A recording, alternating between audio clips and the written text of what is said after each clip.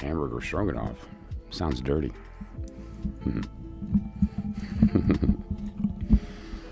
Sorry. What a way to start a stream, right? Come on. Good evening. I'm feeling studious today, so I figured I'd take my glasses out. I'm going to be looking at the screen from far back now that my mic stand is a little messed up. I just, have a new setup for my mic. I put on a little stand, and so I'm just going to have that on the desk, and then move it over here, and I'll be holding it when I lean back. And so it's going to be a comfortable way to kind of, move around a little bit. Someone actually recommended something today, which I thought was a really interesting idea, which is a lavalier mic, like a lapel mic, right? I mean, because that way I could, move around a lot more, keep my hands free, not have to worry about moving this thing and having this compulsion to touch a microphone, right? And put the attention toward the work. And so I think it's awesome. Okay, a little bit loud. Okay, so what I'm going to do is I'm just going to turn this knob till about there. How's that? Does that sound better? Is that still too loud? I did make some adjustments today. I made some adjustments to the microphone, to the lighting, and so we'll see. We'll see how it comes together. I actually kind of like the mic being loud because it almost forces me to speak lower, right? To just keep the volume down and kind of keep it at a peaceful level. But yeah, so let me know if that worked. Sounds good? Okay, good. Now, what I will be doing, though, at some point is I will have to be putting it down, right? And so when I put it down, it's going to adjust the volume again. It's going to get lower. So let's go through that exercise real quick. Why not? Let's just, so I'm going to put it down to where I think is going to be a comfortable place for me to place it, and then speak naturally. Can you tell me if my voice is clear or if I need to up the volume when I sit back, right? Oh, you like the loud? Boy, thank you for noticing. But I figured if I'm going to be sitting back, I want to be able to see the screen. I want to be able to read properly, and these are progressives, so I can use them for the screen, and I can use them here as well to read. So it's going to come in handy, right? And we're going to be doing some Gematria, and so I have my new dictionary, my Hebrew-English dictionary that we're going to use to maybe even do some Tarot-Con, which we haven't done. And Tarot-Con is this great idea of taking a sentence and taking the first letter of each word in that to make a new word, or the creative exercise of taking a word and making a sentence out of creating a word out of each and having that letter as the first letter of that new word of each in the sentence. So it's a lot of fun, but it does require a dictionary or an intimate understanding of the Hebrew language, which I don't have. Right? So it's not my first language, and so I don't have that like on the fly, with respect to that kind of thing. So that said, though, this is going to come in very handy. Right? We have the English to Hebrew, and then we have the Hebrew to English. It has both sides, which is really good, and it's going to come in handy. So, yep. And I just threw together a little bookmark. I just took a piece of ribbon and wove a little bead, something I pulled out of the Trinket box, and threw a little bead on the end, right, to kind of hold it all together. And so it's just a quick and down and dirty little bookmark made out of a ribbon, right? And there's something about that color pattern that I liked. I've always had a thing for brown and pink. And this interesting, the way it's mixed with the green here, it gives it this sort of almost kind of gross 70s vibe, right? I don't know, something about it is just sort of like a retro-y. You know what I would really love? One of two things. I would either love a shirt, right? I mean, who wouldn't wear that shirt? I would wear that all day, man. Or a tie. The tie would be so great. But if you're going to wear it, you'd have to wear it with like an orange shirt, right? Or like a yellow off pattern, like a separate pattern that's like off. But man, look at that. That is like begging to be a shirt. But for right now, it's a bookmark. So, that said, that's going to come in handy later. I thought too it might be fun to pick a random page. If you don't own this book and you read tarot, you're doing yourself a disservice. I don't make any money from this. I have no affiliation with this individual other than the fact that he's my hero, mentor, and is responsible for my awakening to a certain degree. And so, but that said, though, get the book. If you read tarot and you haven't gotten this, are you nuts? But the way a lot of it is presented, especially the beginning chapters, are very quick, bite-sized information. And so I thought it might be fun to just like grab it, pop open to a random page, whether it's a random card description or something in the beginning which talks about like some things he related to the Tree of Life, related to the pentagrams, related to the Rose Cross and these other things, right? So there's a lot of really good stuff in here. And if you're using it to learn, it's a great resource. But once you are in the know and you are utilizing the tarot for magic, you're utilizing the tarot for meditation, then it becomes an invaluable resource. It's like the chart that you always wanted, right? So it's just get the book, read the book. But what I'm going to do is crack it open, and we're going to see what we can see. We can also look at it from the perspective of like a bibliomantic kind of working, right? Where we just kind of randomly open a page, see what we see, and can derive some learning from that. So that's going to be a lot of fun too. A few other things that I wanted to discuss tonight is it's a continuation of the axioms. So we started on them. We did 2 sessions of a couple of the axioms. I'm going to continue that list tonight. And the purpose of that is to kind of get halfway through so that we have this basis. Because what I've mentioned before, when you're approaching a piece of knowledge that is related to the truth, if the truth is actually present, it will be obvious very, very quickly in the process, right? And so if there's truth in the knowledge, it'll be present in the first law, the first sentence, the first paragraph. And so that happens to be the case with the Axioms of Magick. And so we're going to look at it from that perspective. Just take a snapshot of what we've covered and recognize that everything we need to know is right there. And anything else after that is just commentary. But it's important commentary, because what it does is that it shows these correlations. What's the difference between gender and polarity, right?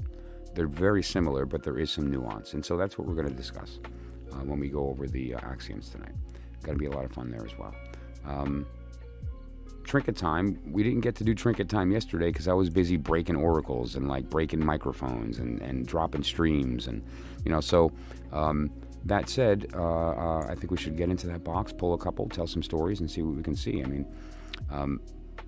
bibliomancy is the art of basically cracking a random page in a book, reading the first thing you see and taking that as a form of wisdom. And there's no greater method than being the author of the story, right? I mean, you can't beat that. So the way that we're going to do that is by utilizing that system, right? So it's so much fun to just pull some random pointers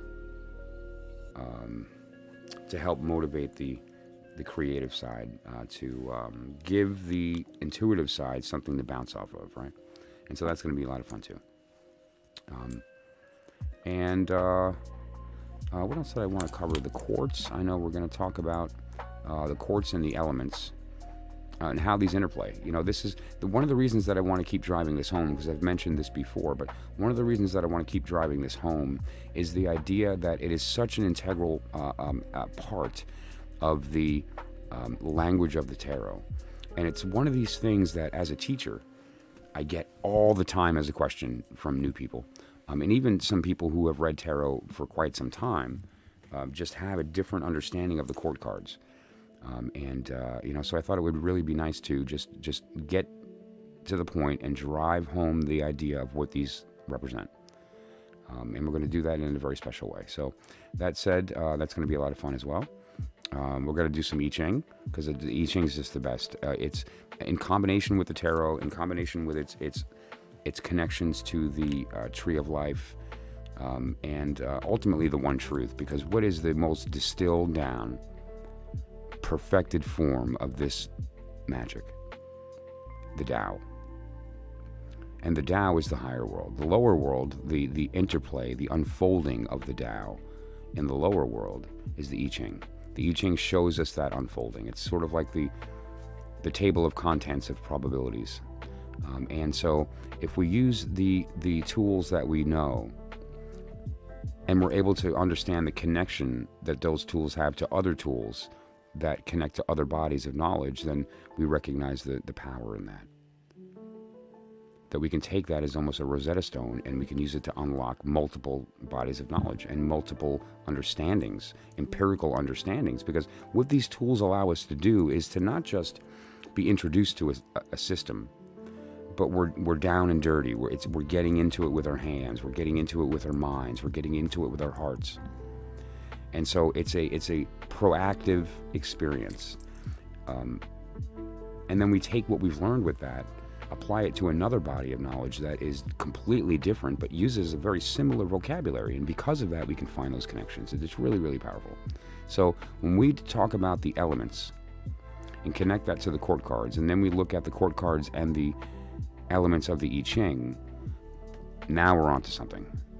Now we're on to a real Rosetta Stone, right? And so we're going to reveal that tonight. And I've done it many times on the show, but we're going to do it again tonight on a very specific way by doing a reading using all of those methods combined to show how they all come together. And it's going to be a lot of fun. We'll pick a victim and go through the process, right? And so, we'll see how that all comes together. But something tells me that it's going to work out. I've done it before, and it's a lot of fun. Now, I don't know about you guys, but I'm a little disappointed tonight. It's really cloudy, and so I didn't get to enjoy the little dance of Mars and the moon tonight, but I know they're up there dancing. So you know what? I'm just going to go back to my memory, paint that picture, come back to the present, and I'm going to remember that that's going on right now. And when I say remember, I mean that don't forget that we all exist at the end of time. And the reason that the tarot works and the I Ching works and these other systems is that we're not looking into the future. We're remembering the past, right? We know how it happens because we lived it. And so it's our story and we can see it easily. And I'm going to do the same thing. I'm going to look up at those clouds and I'm going to remember, oh, wait a minute. They're dancing. They've never not been dancing. There they are. And so I thought it would be fun to reenact it. I'm going to reenact it with the sun and the moon, the eternal lovers, dancing their dance. And they do it in such a beautiful way that we get to witness it, right? And it's really special. And there's an important thing I want to bring up about the sun and the moon. They're the same size in the sky. And how cool is that? Our moon is very special. Our moon is very big compared to other moons with the ratio of the moon size to the planet that it shares. We're not, that's not a moon. Our moon is not a satellite. Our moon, we're a binary planetary system. That's our twin sister. And interestingly, that plays out holographically when we look up. And what we see is our brother and sister, or more appropriately, us in the sun and our sister in the moon, the same size, dancing. And every once in a while, we just saw that a couple days ago. They kiss, and they let us watch. It's kind of pretty. So I'm just going to try my best to remember that dance is always going on, even if it's cloudy, even if the moon is new. And so I'm going to just basically reenact that with this mirror right here. This is just a mirror, right? It's like a cosmetic type mirror. This is actually a ritual mirror, but it's a small little cosmetic type of mirror. I'm going to put it here, and then I'm just going to watch the sun rise. And you'll notice that at the same time, you're going to watch the moon rise. And it's a very interesting thing to see them happen at the same time. So there's our sun. And there's our moon. And right now I'm just going to have the moon as the predominant energy since it's nighttime where I live. I don't know about you, but where I live it's nighttime, right? It's about 2 o'clock in the morning Eastern time in the United States. And so it's usually pretty dark out. And where I live, since I'm in the mountains, we don't have a lot of that city light, and so the stars are just gorgeous. There's a certain place in Woodstock I like to go on the top of a very specific mountain where there's this ancient Gothic church. I worshiped there for a little while. Beautiful church. It's a Western Orthodox Catholic right now. Long story short, it's literally feet. I mean, you could throw a pebble and hit a Buddhist temple. A beautiful, ornate, gold and gorgeous Buddhist temple next to this 400-year-old Gothic church on the top of a mountain in Woodstock. It's really something. It's one of the highest points in the area, and because of that, there is literally not a spot in the sky you can look at and not see a star. There's no black. There's no black. You look up and you see just white. It's really something. Nights that are clear, at that spot, you can't. Luana, how's it going? I miss your face. I miss your name.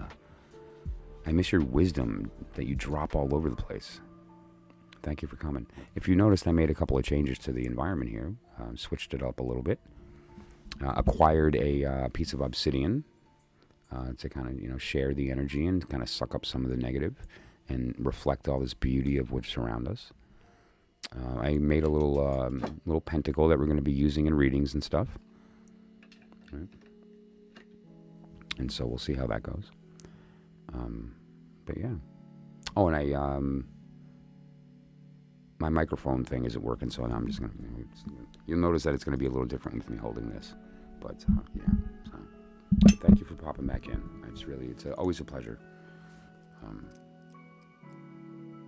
I have a deep respect for your perspective on the topics that I bring up here, so it matters a lot. I appreciate it. So, where to begin? Well, let's see. What's a good place to start? Let's start with the chord cards and the elements. And now there's so many ways that we can go about this. And that's one of the reasons I wanted to bring that up tonight. So I'm just going to pull out a couple of decks here and have the tarot ready. And then we're going to talk about the elements, like 17 ways, because there's so many ways that you can derive them, determine which ones you're going to utilize for the purposes of divinatory work. There's so many different ways. And so let's take a look at that. Let me grab this deck here. We'll have the twins, the sun and the moon. And later on, we might pull out the color one, like I have my little Rider Mini. And so this is the black and white, gold and the gold and black, and then we may have the color Mini at the same time, right? So, but these two are going to be what we use for the readings tonight, and then we're going to bring out some other stuff and use that with respect to the elements. And so let me just grab my dish real quick. And then we'll use that as one of the methods of deriving elements as well. Then we're going to use the I Ching, right? I have these that I put together for my I Ching Oracle that I accidentally broke last night. And I'm going to take that as on purpose because I needed these to do what I'm doing tonight. And it turns out that it's actually going to be very effective. So pulling these, what it allows us to do, let me grab my diagram here. And I'll put one up on the screen for you guys.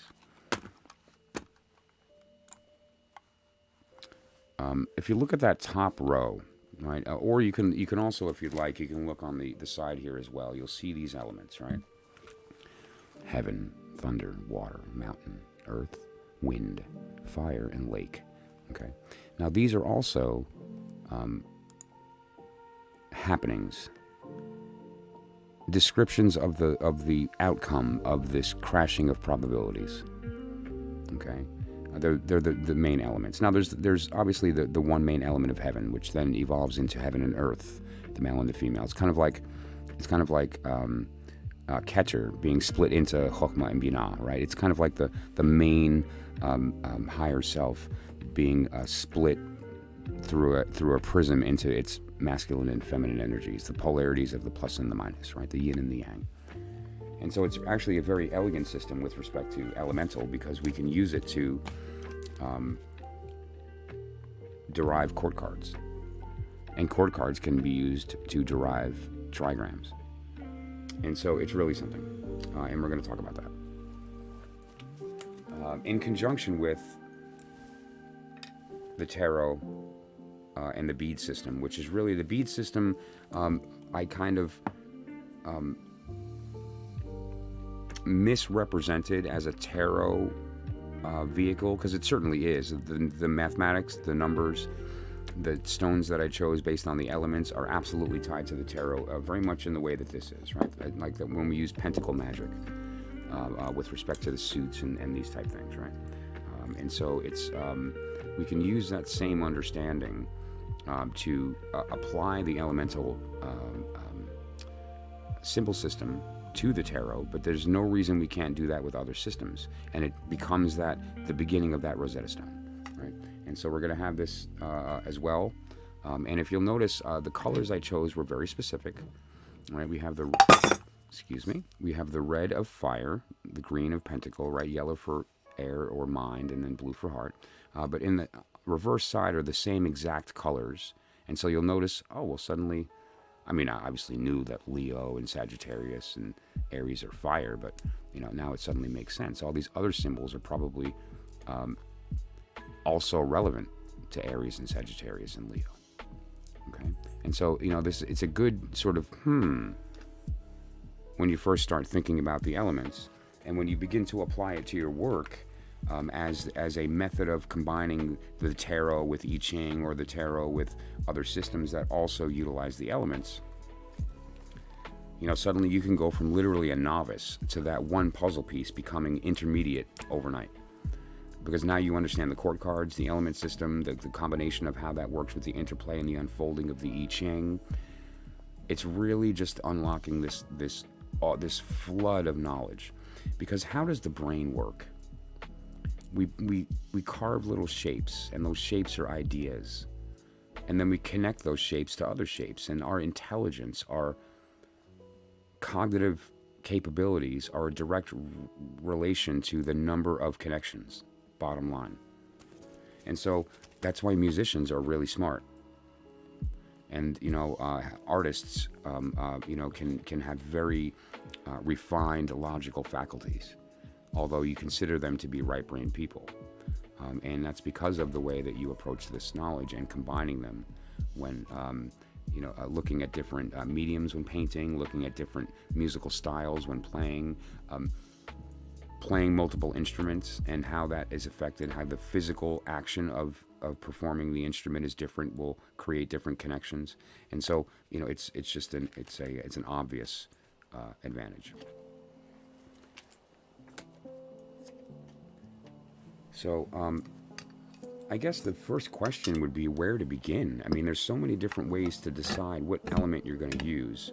Let me see if I can point that to where it's visible. Okay, yeah, that'll work. That, you know, it's like, where do we start? So the first place that you could start is, for instance, I kind of like the beads because they're a quick thing that you can pick, look, you've got your answer, right? And so we'll start there. And there's a couple of methods for the beads. The first one is that this is my polarity oracle. Okay, and what it is each bead was chosen as either a positive or a negative, or a masculine or feminine energy, right? So it's one of those four energies. And now, every time I put in a red bead, I also put in a blue one. Every time I put in a white bead, I also put in a black one. Every time I put in a metal bead, I also put in a non-metal bead. And now, what that means is that every bead in this ball has a mate, has a soulmate, right? Although there's probably, I don't even want to venture a guess, there's some of these are 2 millimeter beads all the way up to 8 millimeter beads. There's several hundred, at least 1,000 perhaps. Everyone has a mate, and now they're not always next to each other. In fact, most of the time they're not. Okay, like here, actually, there's two sisters in there. There's, let me see if I can kick that on the camera there. You'll see the pink bead, and next to that pink bead is those two blue ones right here. Those are sisters. So sisters get to hang out right now. That's cool. They haven't seen each other in a while, so they're just visiting. Eventually, they're not going to be together. I hope they have fun with their visit. You know, it's interesting because I have the power, don't I? I have the power to separate those sisters right now, or I can leave them together. I'm going to leave them together. Let them talk. Let them hang out. It's been a while. But that said, you could easily shake it and then look in the center and see what that bead is in the middle, and you've got a gender or a polarity. And I'm going to look right now, and that is a masculine bead. Okay, so with respect to the I Ching, that's going to be a yang line.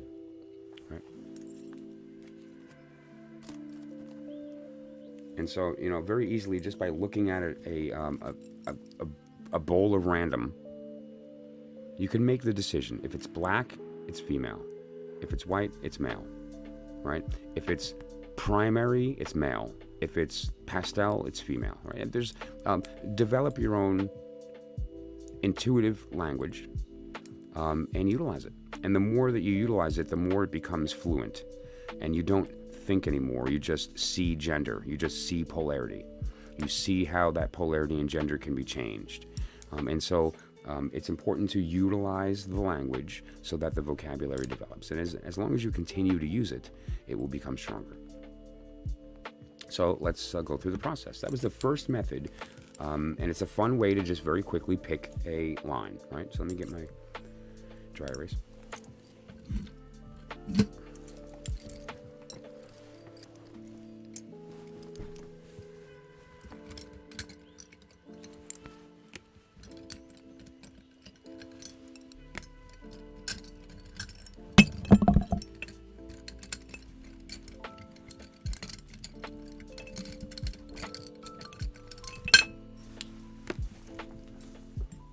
Sorry about that. Oh, by the way, have you guys seen this? Who wants a psychic child? Call me. It works.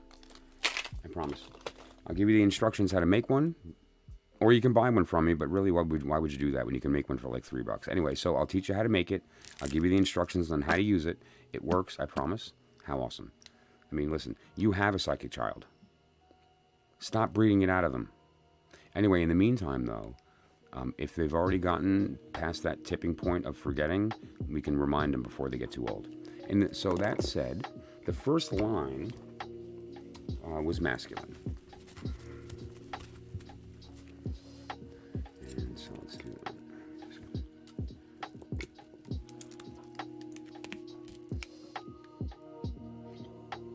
Okay.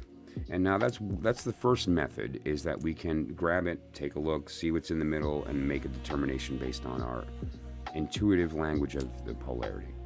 Let's look at another method.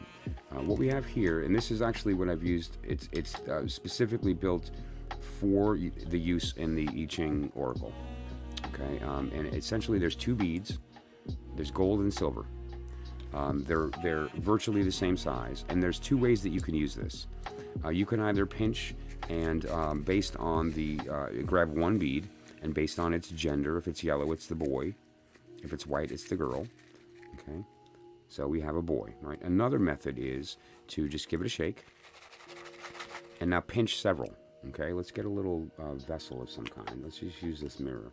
Okay, and what I'll do is pinch several, and if it's an odd number, it's male. If it's an even number, it's female. Very simple. Okay, so let's just go through that exercise. 5, right? So 5 is odd, so we have another male line. Or in this case, a yang line, yang. Okay, but it's a masculine energy.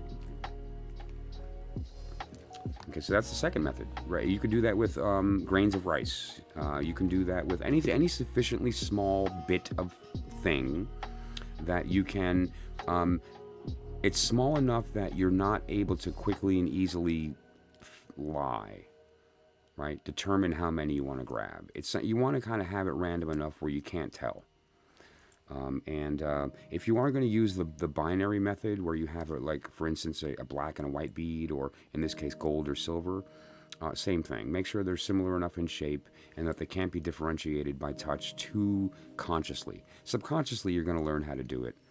And so you have to, switch up the method, but consciously you don't want to. If you find yourself doing that, then abandon the work and determine another method of picking the hexagram, right? And so let's determine another way that we can do this to determine if it's a male or a female energy. And I think that another bead method is a pretty interesting one. And so let's do that. I'm going to just pick out the smaller version, not the whole system. This is that little one that I put together with the prayer cards and so on, right? And so I'll use this one. And I'm going to combine the male and female together, so we can see all the beads at once when determining the gender, and you'll see what I mean by that. we want a lot of possibility, right? As much as possible. We don't want there to be too few options. And so I'm just going to mix the male and female. Okay. Let's see if that's clear on screen. It is. Okay, very good. All right. And so I guess I'll leave in the cup wand, right? This is the wand. This is the cup. Right? And so it's that unified being of the reception and bestowal at the same time. And then we have her, which is beautiful. It's basically 4 spirals with surrounded by the rays of the sun. And so let's just give this a stir.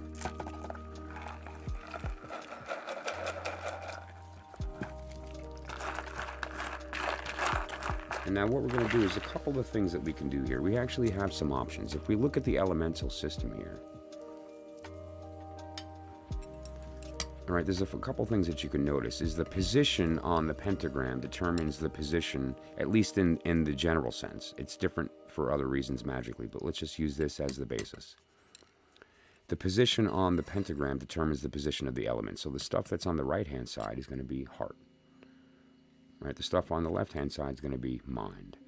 The stuff on the bottom right is going to be the will, the wand. The stuff on the bottom left is going to be your pentacle, the stuff you want or have. You have the physical manifestation. The stuff on the top is going to be your spiritual, right? That's your above the abyss on the tree kind of stuff. Your psychology, your higher self, your ego. It's all kind of in that place. Ego is in the transition between these two. Ego lives right here. Okay, that's what we're trying to squash. What we're trying to do is to take this and dump it here instead, so it bypasses ego and drop it right in to the will, and then the will speaks directly to manifestation, and that's how magic happens. Just get this out of it. Let this just be the thing that speaks the words that we tell it to speak. When we determine our magic and the words are chosen, this is what uses it. And so the ego is out of that game.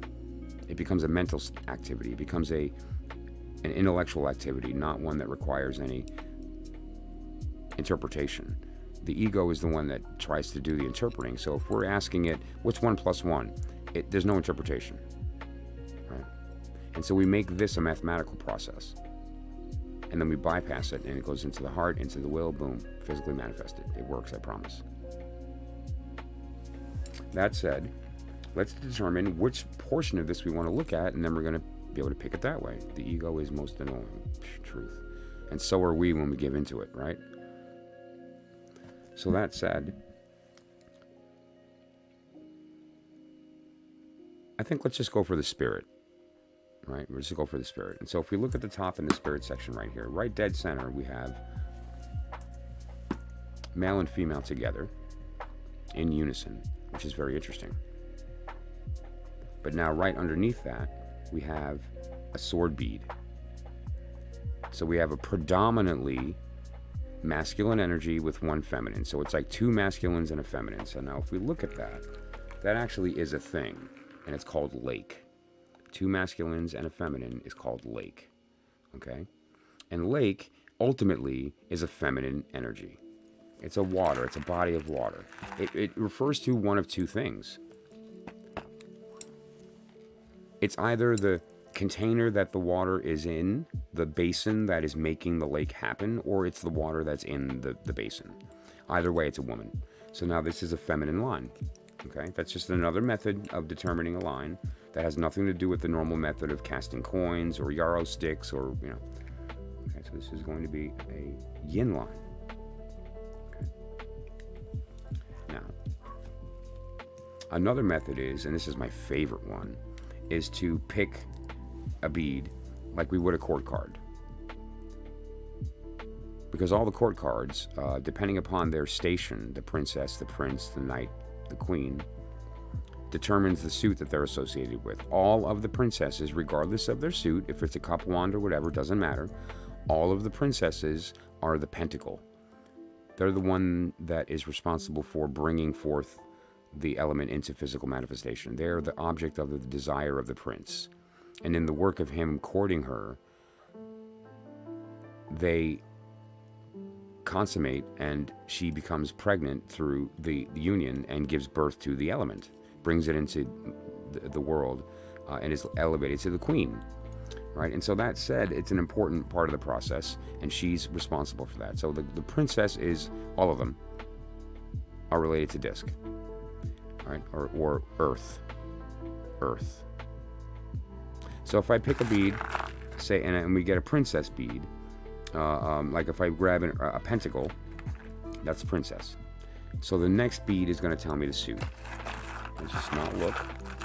Totally random. Okay, that's a significator, so we're not going to choose this one. This is your holy guardian angel. It's there to tell us where to look, right? It points at stuff. We're going to do that one next, by the way. Water. So this is the Princess of Cups. Okay, Princess of Cups. Now the Princess of Cups is the 41st hexagram. Okay, so the 41st hexagram is mountain over lake. The predominant energy of mountain is reducing. It's masculine. Lake stays at the bottom, but mountain is at the top, falling, and so it's going to. That's the predominant motion. Okay, that's a fun method, isn't it? Another method is the same thing with the court cards, but what we're going to do is I'm going to shuffle them and look for the significator and see where it's pointing. Okay, let me find the bead to show you. Well, this is one that certainly has a directionality to it, right? Oh my gosh, I'm blind. Here it is. Okay, and the directionality here is it's starting from the green and then it points to the white, right? And so it's moving in that direction. Okay, it's moving in the vector toward the white bead. Okay, so we're just going to throw it in there, and we also have this as well, that unless it happens to land standing up, also has directionality to it. Right. This is in the state of reception. This is in the state of bestowal, listening and speaking. Okay, and so, and again, I'm just going to give it a quick shake.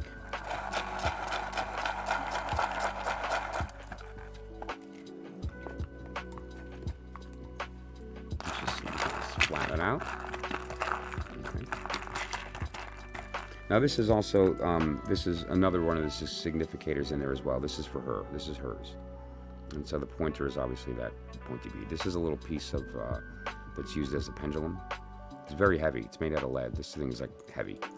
But that said, though, that pointer is the directionality of the vector. So this is where it is, and it's pointing directly at a cup, right? Which is that heartbeat right there. So it's pointing at this heartbeat. Here's the bead.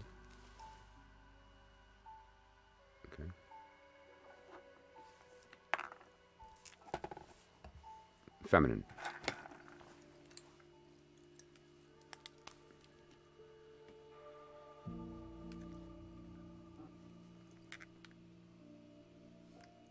Okay. Right. And we just need one more line to complete the hexagram. All right, we have, yeah, we need one more. And so,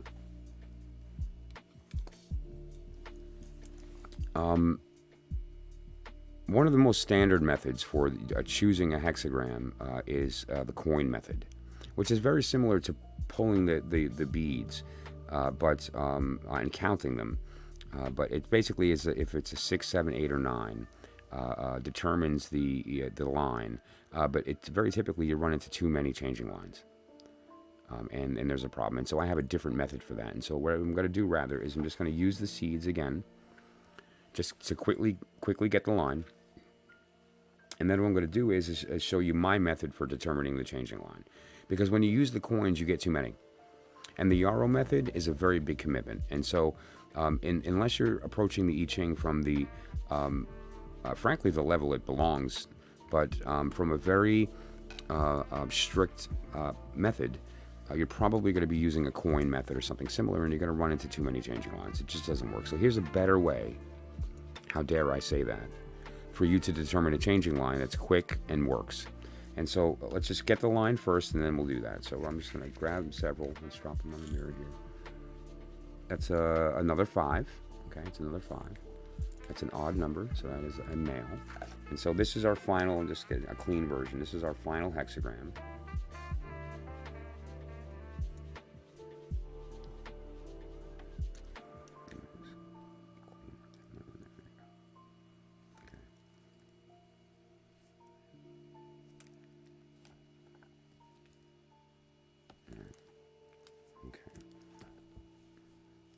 And so let's take a look at what that is.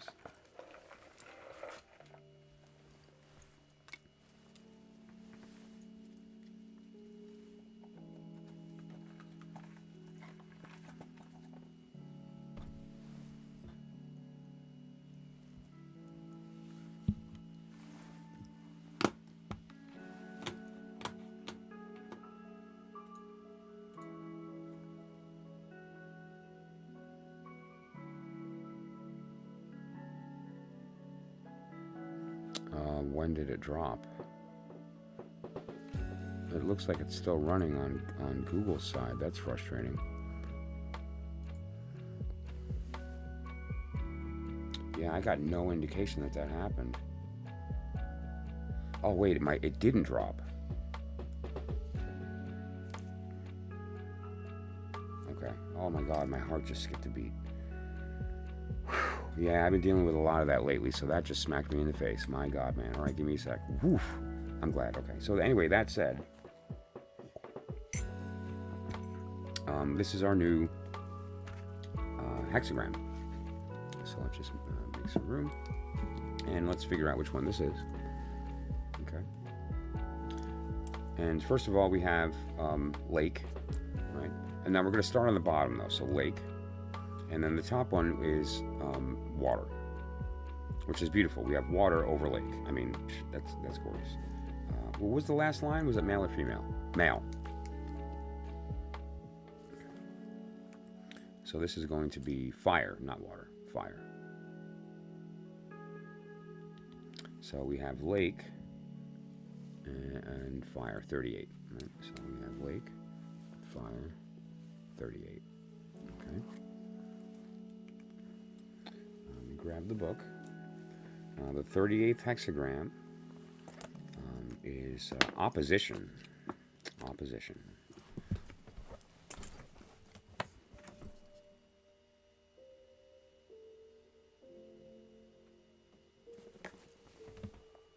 Okay.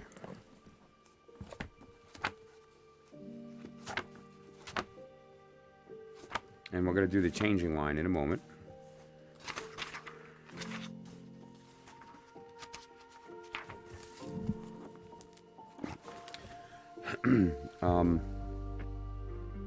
And we're also going to do the nuclear, which I'm gonna discuss. Actually, let me do the nuclear first, so that it's done and we don't have to stop and then go back. So, and it's a very quick to derive. It takes 30 seconds.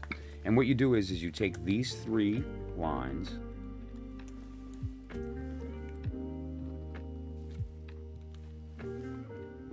You take these 3 lines and draw them.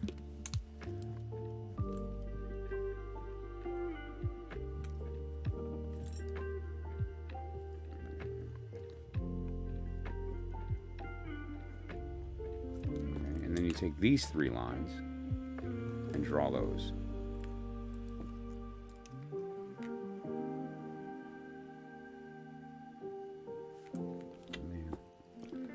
Okay. You know, it's funny. I do that so often that I'm surprised that I still do it. Like I haven't learned to keep my lines short so that I can fit them in this space here. All right, so this is our new.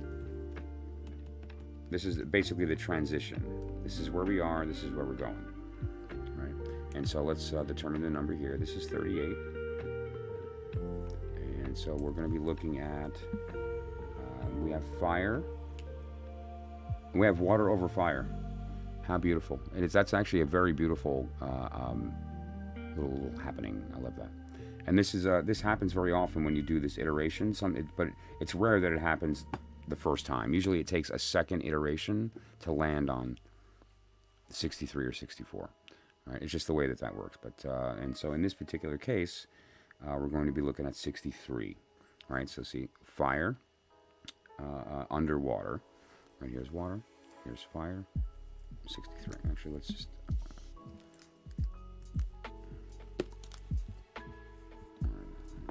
this is 63. So, now what we're going to do is to take a look at these, read them. Hang on. Okay, yeah. And then we're going to... I'll show you the method for determining the changing line, which, again, it's a great method for the line guidance. So, first we're going to read 38, opposition, and then we're going to read after crossing the water. After crossing the water. Okay, so.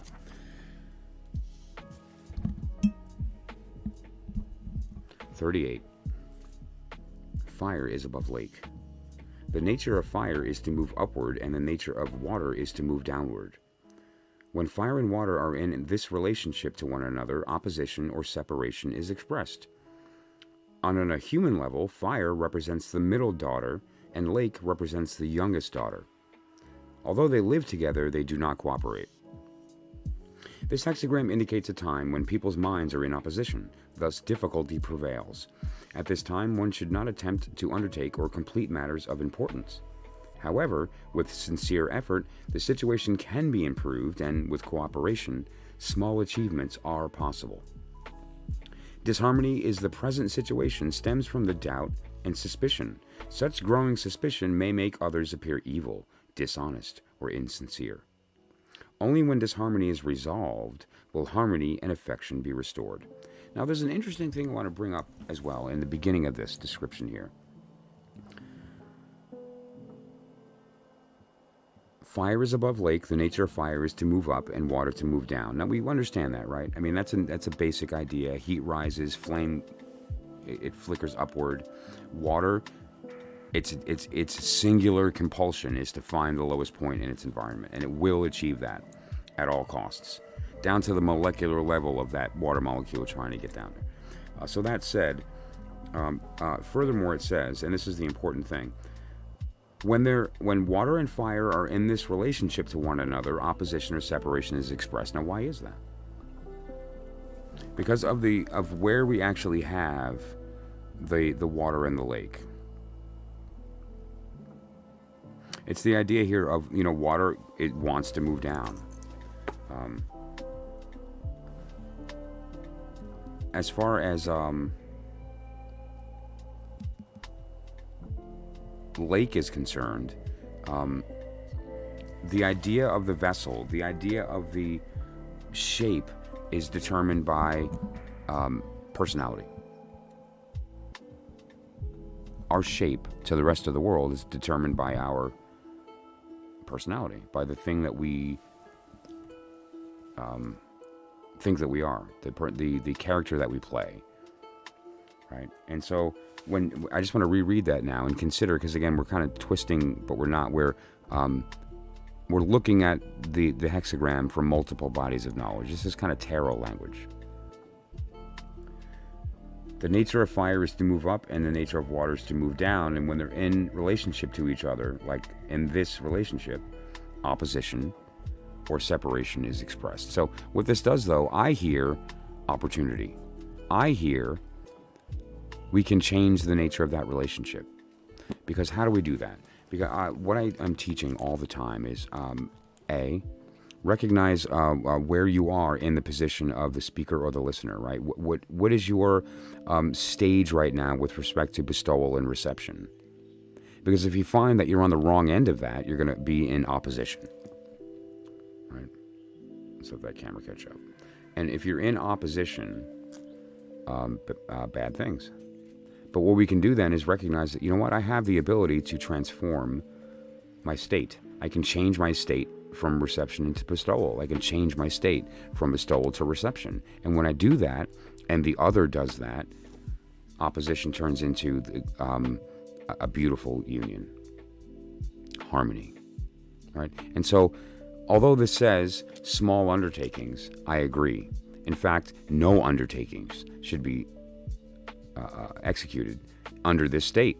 because it's going to be an unbalanced product. Regardless of how true the work is and your intent is, the product will still be unbalanced. Rather, you should focus on doing the work to correct that imbalance first, then go through the act of creation. Then it's time to engage the creative energies toward actually making something manifest. Prior to that, it should be the planning stage and the recognition that some work needs to be done before manifestation in order to ensure that that manifestation is correct. Essentially, that you're serving the right master as the goal of the work. Because if we wind up inadvertently serving our ego as the master and just give it more fuel, then what have we done but slipped backwards, so to speak, on our path. And so opposition is an opportunity, not a warning. Okay. Now, this is going to be evolved into 63, which is the next to last hexagram. And 63 is... it's interesting how the language is in the I Ching with respect to the order. Because 63 implies in its language that it's the end. Whereas 64 is the end, but it isn't. It's, of course, the beginning. Similar to the tarot, right? The 63rd hexagram is called After Crossing the Water. The 64th hexagram is called Before Crossing the Water. I found that interesting the first time I read it, and it's still interesting to me, and so I just figured I'd bring it up. But it's one of those kind of like quirks of the system. I don't know if quirk is the correct word. It is an emergence of the mathematics. Okay, so...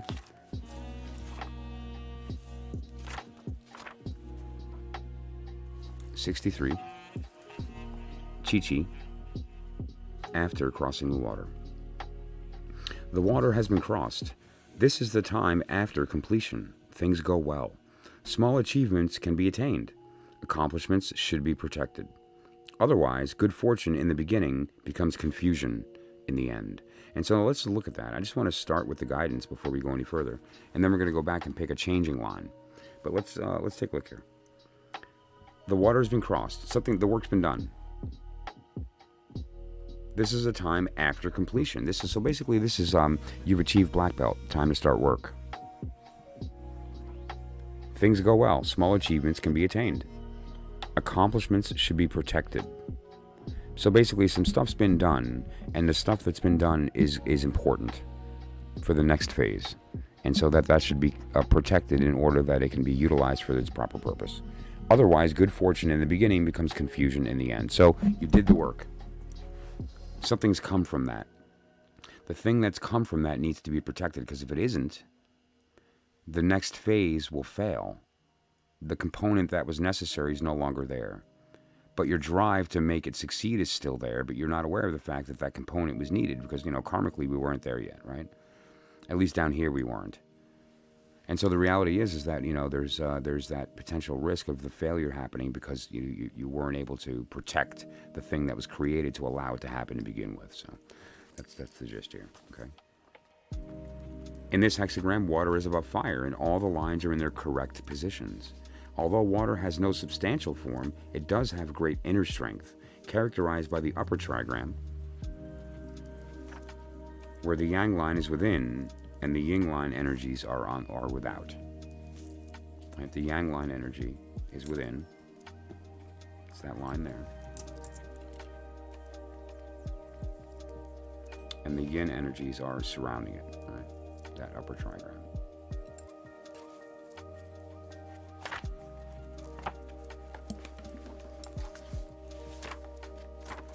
Lost the page. Here we go.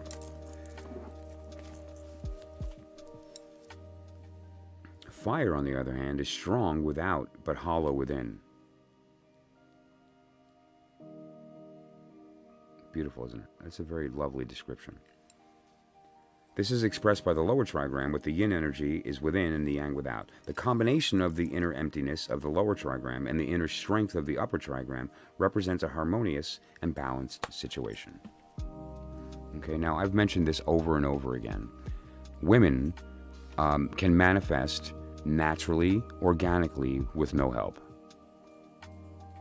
It's just a thing you do, right? That's something that women are just karmically kind of tuned for. And men are really good at intuition, believe it or not. It seems that it's the other way, but we're talking about the higher world here. And so for a man to manifest, which it seems like is the thing we're good at, it's because we enroll the other. And we need to enroll the other in order to do that. We can't do it alone. And same thing for women. Intuitively, if you have a strong intuition and you're a woman, your intuition would blow up if you engaged your other. Same thing with the man when it comes to manifestation. Okay? And so now let's read that again with that in mind. Because what we're talking about here is the magical process. Water has no substantial form. It does have great inner strength, characterized by the upper trigram. That's these three on top. Where the yang energy is within and the yin without. Fire, on the other hand, is strong without, but hollow within, right? I mean, think about that. And why is it hollow? Because it hasn't been filled by the other yet. When he gets filled by the other, he becomes full yang energy. That middle trigram becomes yang, and his will be done, right? And so that's the point here.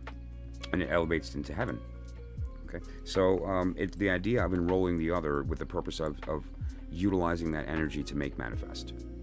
It's also the same thing from the feminine side, the water, to utilize the anchor of the masculine energy to allow her to take the water, which is raw potential with respect to the intuitive process, and to refine it into something that can be used. Okay, and so I hope that made sense. And so that's how I'm reading this. Now let's go ahead and take a look at 38, and I'm going to take a look at a changing line. And so the way we're going to determine the changing line is by pinching beads, and we're going to count them, and if it's 1 through 6, that's your line. If it's anything greater than a 6, subtract 6, that's your line. Okay, so that's how we're going to do that. I'm just going to pinch a bunch. You know, it doesn't matter, I mean, but a bit. 5.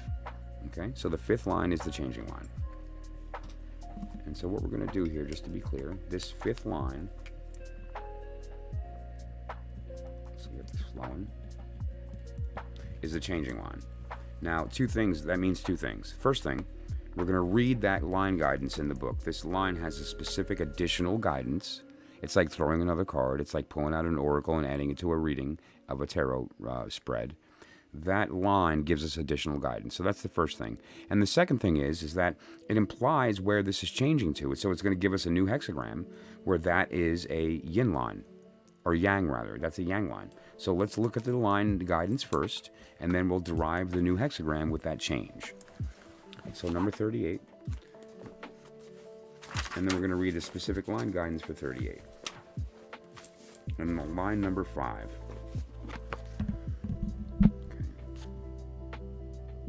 Opposition disappears. Close relationships are achieved among all people. The 5th line meets the 2nd line with a virtue of harmony, like a gentle caress. Beautiful. So happy ending, people. Although I knew that. I mean, I don't know if you guys noticed, but I'm psychic. So, yeah, beautiful. Now let's actually draw the new line, the new hexagram. Because this changing line implies that it's going to become something else. Right? We looked at it here as far as the nuclear, the inner hexagram. Now we're going to look at the actual transitional version. Okay, and this is a new hexagram altogether based on that changing line. So it's going to be, the bottom doesn't change, and the top is going to be all yang. So this is a heaven over lake. Okay, so heaven over lake is 43.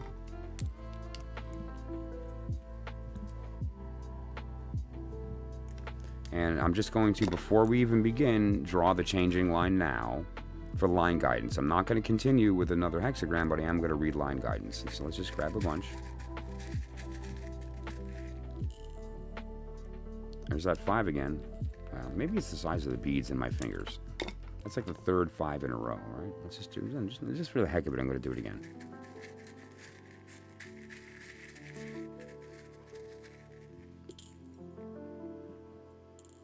That's 5, yeah. Okay, anyway, so 5. 5's our number.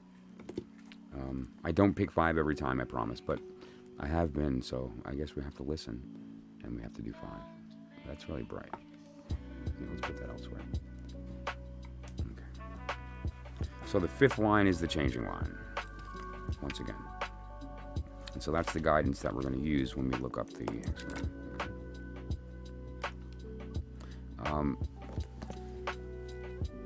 Breakthrough. This is a good one.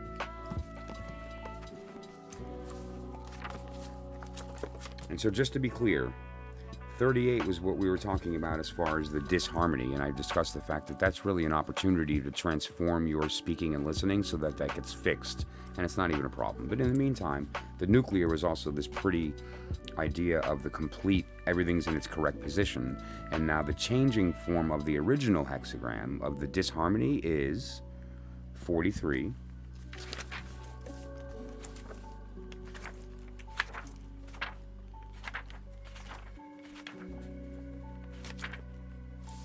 Resolution. Resolution dissolves evil forces. One should obtain the cooperation of all righteous forces. Isolated and hasty action is inappropriate. The advancement of cooperative, virtuous energy is wise. Don't go it alone. Don't go it alone, and don't be isolated. Right? Beautiful. Resolution dissolves evil forces. One should obtain the cooperation of all righteous forces, like a big, huge community of divine feminine witch bitches that could just kick ass and take names. That's what I feel, right? Who's in? So, I Ching. I Ching is good stuff. Gabrielle, how's it going? Thank you for popping in.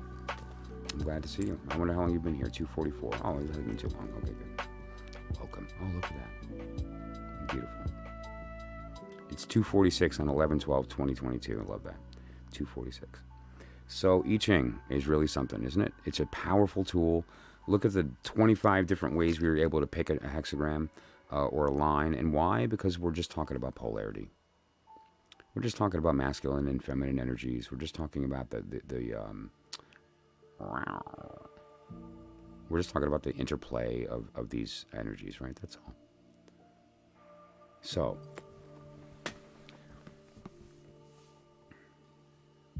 let me just pause and ask, does anyone have any questions about this or any feedback or any other comments about this process? Otherwise, we'll move on. But, you know, I love the seed method for choosing the hexagrams, the lines. And it's also, again, a great way to access the whole language of polarity, the whole language of gender, of the suits, right? And this whole idea. It also gives us access from the astrological perspective of understanding the different interplay of the suits, right? Because which I didn't discuss here, and I don't have it on my little pentacle version, okay? But I do on the large wheel here.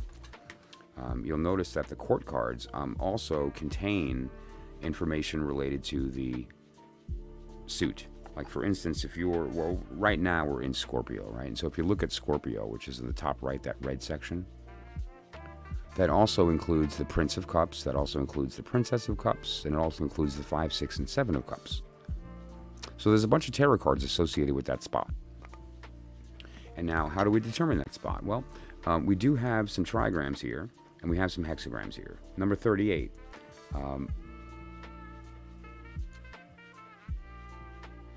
Is not actually present here.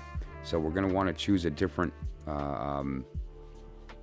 hexagram that's relevant to these. So just as an example, let's do, what did we pick before? It was the Princess of Cups, right? So that was 41. Princess of Cups is 41.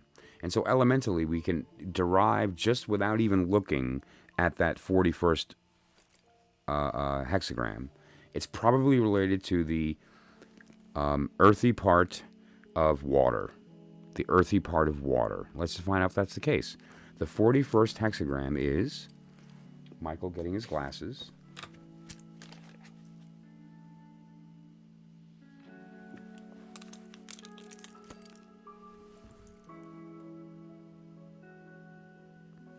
Mountain over lake, the earthy part of water. Right? Isn't that beautiful little elegant system? Let's see. Let's do the Queen of Cups, right? Or no, Queen of Wand. The Queen of Wand. All the queens are cup, or water. So the Queen of Wand should be the watery part of fire. Right? Queen of Wand is 17. Lake over thunder. Thunder is the electric part of fire, lightning, right? Lightning. And like Crowley uses lightning very often for the wand, for that reason. You know, electricity is a wand energy, right? Just very beautiful. Let's look at the Prince of Sword, right? That's going to be the airy part of air. All of the princes represent air, and the sword represents air. So the Prince of Sword is going to be the airy part of air. Let's find out. The Prince of Sword is 57. Okay, so we look at our little chart here. 57 is wind over wind. Beautiful. And it works. And so this little diagram right here is the Rosetta Stone for the tarot and the I Ching, and specifically unlocks the court cards. And it also, if you know the language of the tarot and the court cards, i.e. Princess of Sword, earthy part of air. If you understand the elemental system of the tarot with respect to the court cards, just by virtue of knowing that, you get a sense of that hexagram before you even read it, before you even look into it, right? It's really, really a special way. And so it also, from a meditative perspective, allows you to kind of, I'm getting now what air of water means. I'm getting what mountain and fire mean, you know? And you can begin to develop a deeper understanding of the personality of the court cards when you're talking about their influence in our unfolding, right? And so that's a biggie. Not to mention, and you've witnessed it here multiple times now, the I Ching is undeniable. There's no interpretation, right? It's not like it doesn't require you to know special meanings and go through all this crazy work. It's like, your job is to get out of its way and do what it tells you, right? Try not to ignore the truth that you're being told. I just want to have Scorpio on the bottom there. Okay, good. I usually have where we are on the bottom.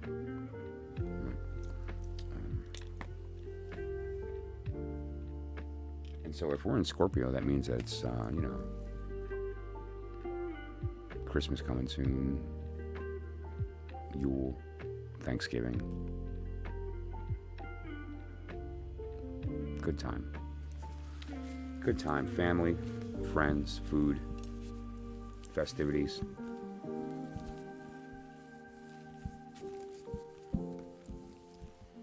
Festivus for the rest of us. Okay. Yeah.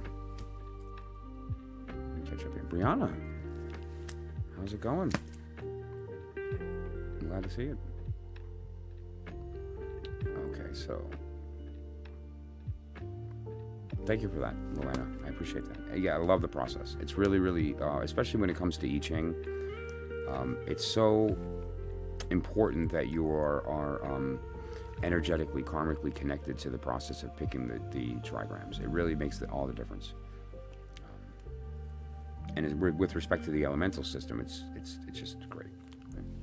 And so I'm gonna just kind of keep this here. I don't know if how's that show up.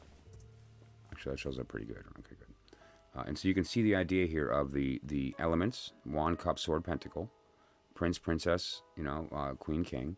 And just keep in mind the understanding of who's what. All of the princesses are pentacle, always.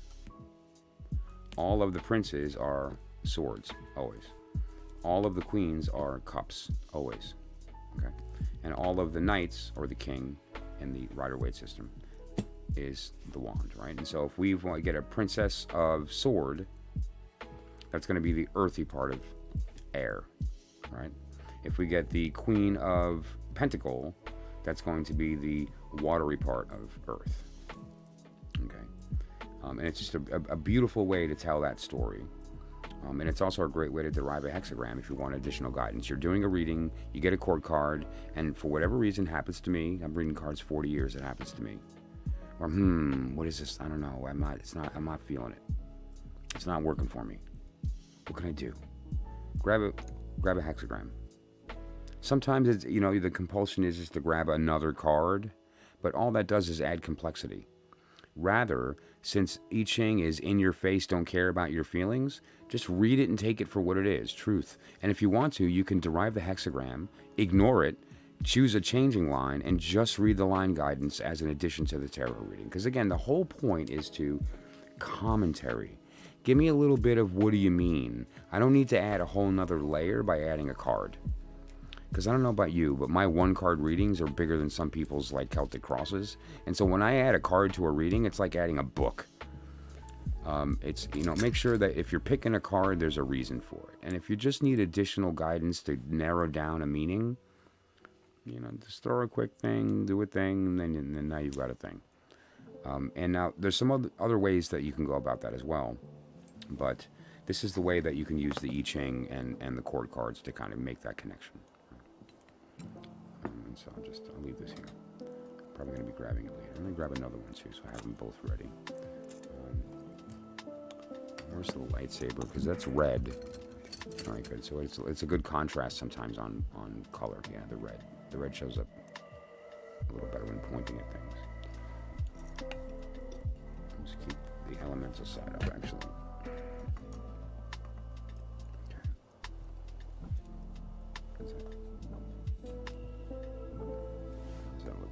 Zoomed in.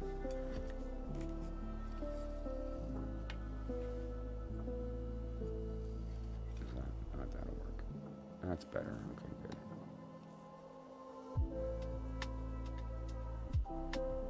Great. Okay. So,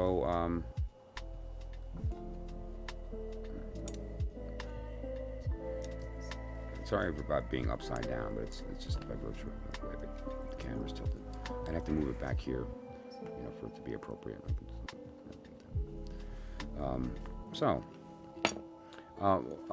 What should we do next? Do you want to do? I think we should jump to tarot. So what I'd like to do is to do a proper reading, and from that reading, we'll combine methodologies. Okay, a modality. And so, why not, right? Why not? I'm just going to take a moment to heat up the coffee. Actually, yeah, I don't think I'm going to heat up the coffee. I think I'm going to brew a new one because this will be done before I get to the coffee machine. And then we should do a reading. So, I'm not sure how many people are watching. Hang on. I love the tarots. The tarots are my favorite. Especially with butter. All right, so looks like there's only a couple people watching. So whoever would like a reading then, if you're new here and you have not received a reading yet from me, please put your name in the chat. Let me know you're here. You're the one. I'll be happy to do it for you. If you have been here before and want a reading, then go ahead. I don't know if I've read for Luana yet. I think I've read for Brianna once online at least once or twice live. Kitten, I don't know if I've read you live yet, but you guys decide. Who else is here? Who isn't? Who's here but not participating in the chat? Let me know. It's free reading. Anyway, I'll be back in the speed of Keurig, and maybe a little bit longer.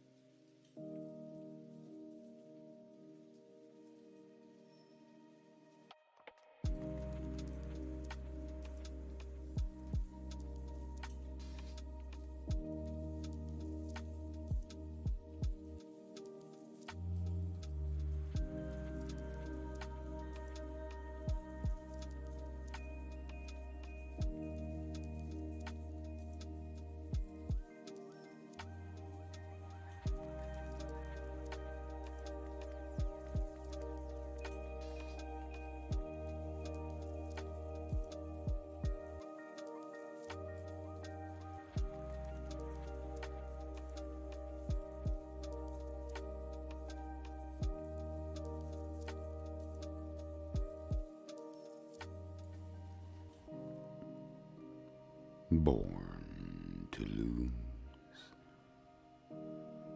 I've lived my life in vain. Every dream has only brought me pain. All my life I've always been so blue. Born to lose. And now I'm losing you. Love that song. I just thought the mood, needed some Leonard Cohen. That's a great one. That's a duet he did with Elton John on an album called Duets. If you don't know it, just Google it later. It's a great song. It's called Born to Lose. Leonard Cohen and Elton John. The next line was Elton coming in with a higher voice, which I can't do right now because I'm totally hoarse, and the only reason I can speak is because I'm in my lower register, and so it's working. I don't have a high register. It's unfortunate. I tend to squeak. You don't want to hear it. It's pretty rough. Great song though. And the blues piano, Elton John playing blues, it's everything. Yeah, if you haven't heard it, check it out. So, who are we doing a reading for? We've got Kitten, Brianna, Luana, and whoever else is listening and watching that I'm not aware is watching and listening. This is for you. Born to lose. Oh, it seems so hard to bear. Yeah, I can't do it. I'm wasted. When I wake. Nope. I'm going to have the sun up. I'm going to put the sun up. Why not? The sun is up. The sun is yellow. The yellow sun is in the sky. Who knows that one? That's an interesting trivia question.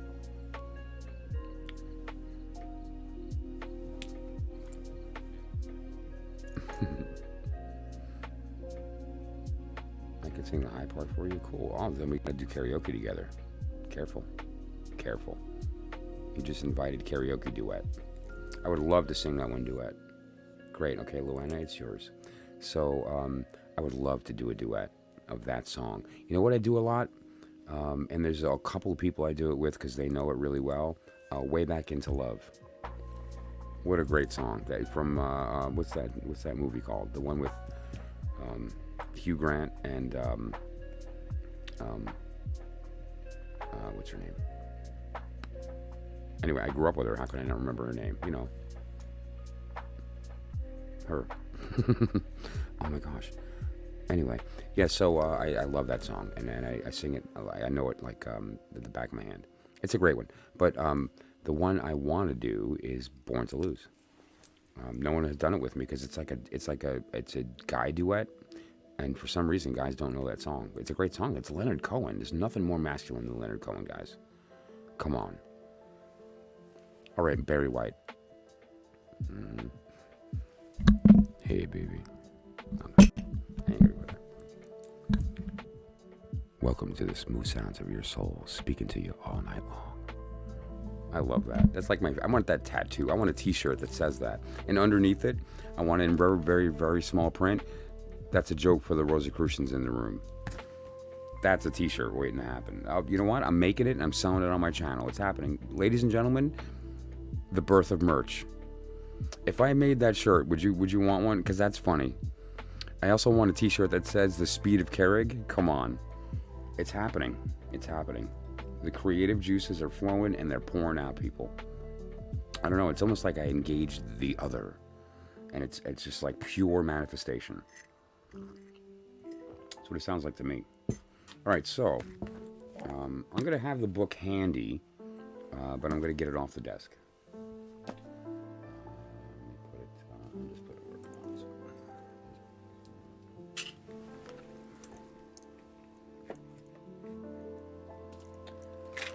Psychic children people, $3. What are you talking about? Call me, text me, email me. For real. I'll teach you how to use it. You know, I don't have to sell you one. I don't care if I make a penny. It's really easy, but there's a method. There's some math. I can teach you how to use it. Go through the steps of what you have them do, the steps that children take, how to teach them how to use it on their own and meditate on it without using those words as different language. But the point is it works. Call me, reach out, we'll make it happen. Dark coffee. Oh yeah. Well, that's a little mashed up, and there's potentially some issues with copyright. But interestingly, parody can get around that in a lot of ways.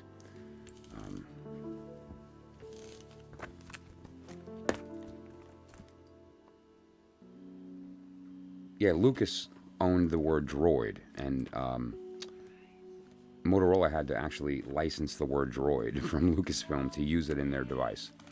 So, I mean, you can't even use the word droid, let alone use the word dark side with respect to, you know, a double entendre. Like, I don't know, but maybe not. It might actually just fall neatly under parody, which would be nice.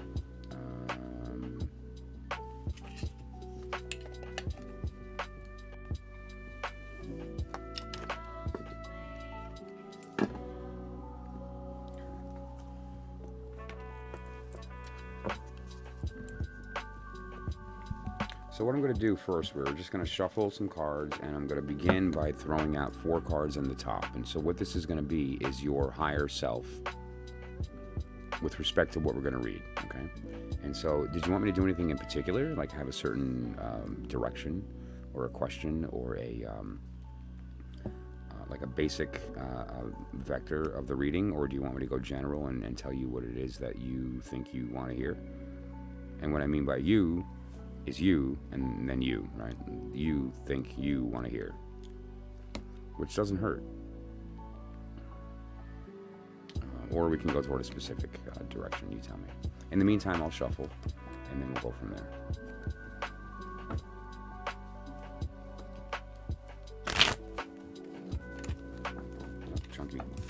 Chunky shuffle. Let's fix that.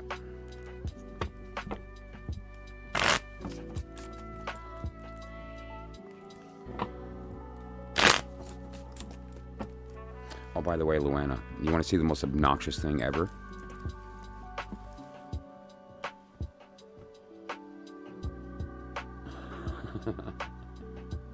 There's 18 of them. I know, I went through this weird thing of like, you know what, I'm putting them all on. That's it. And I started going out in public with my stuff. Like, why not? I am who I am, and that's all that I am. I am that I am. So. Now this one doesn't show up too nicely on camera, so I'm just going to be speaking a lot about what the specific cards are, right? Just because these don't show up so nice. These are just like a big glare of like, you know, you can kind of make out what the card is, right? That's that cool wand card of the, you know, the person fighting alone and doing okay, and transference of courage and all that. But these show up very nicely and are kind of really clear, so it's good.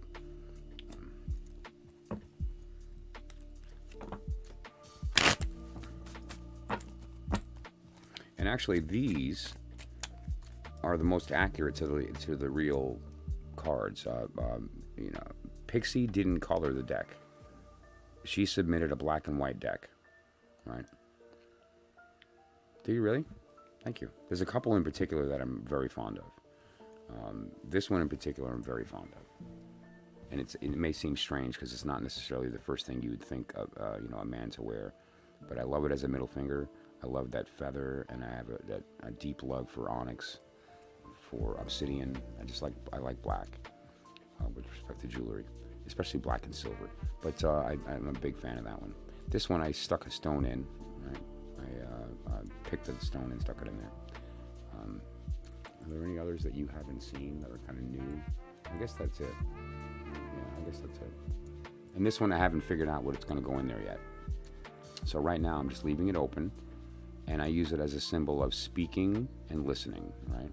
It's like a cup upside down pouring into a cup right side up. And so right now it's just an empty space getting ready for me to decide what to fill that with, like what is being spoken and what's being heard, right? It's just one of those little, like, reminders.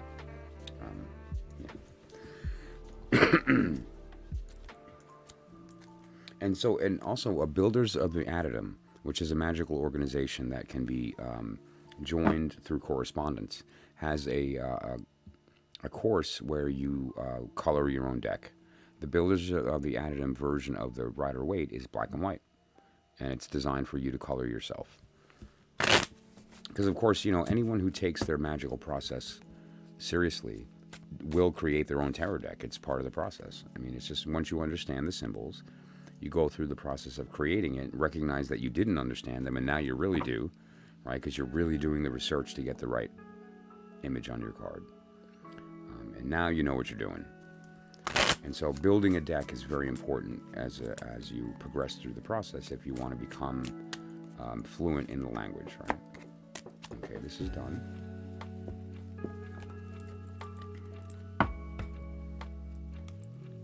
Fake it till you make it. There's no shame in that. And, you know, use the little white book.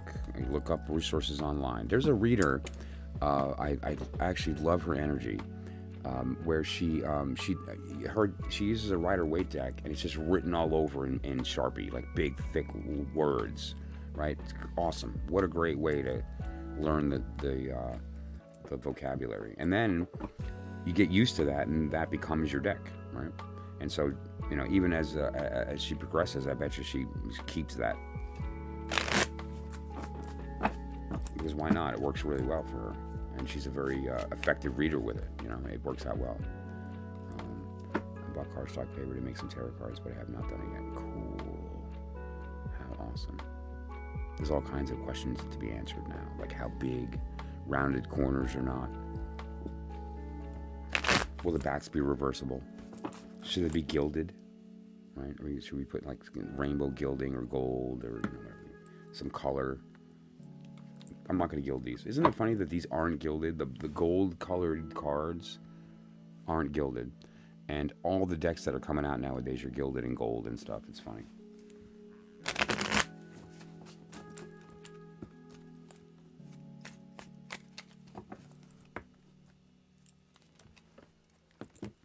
That's going to stay on top, so I'm just going to leave that there and continue to shuffle.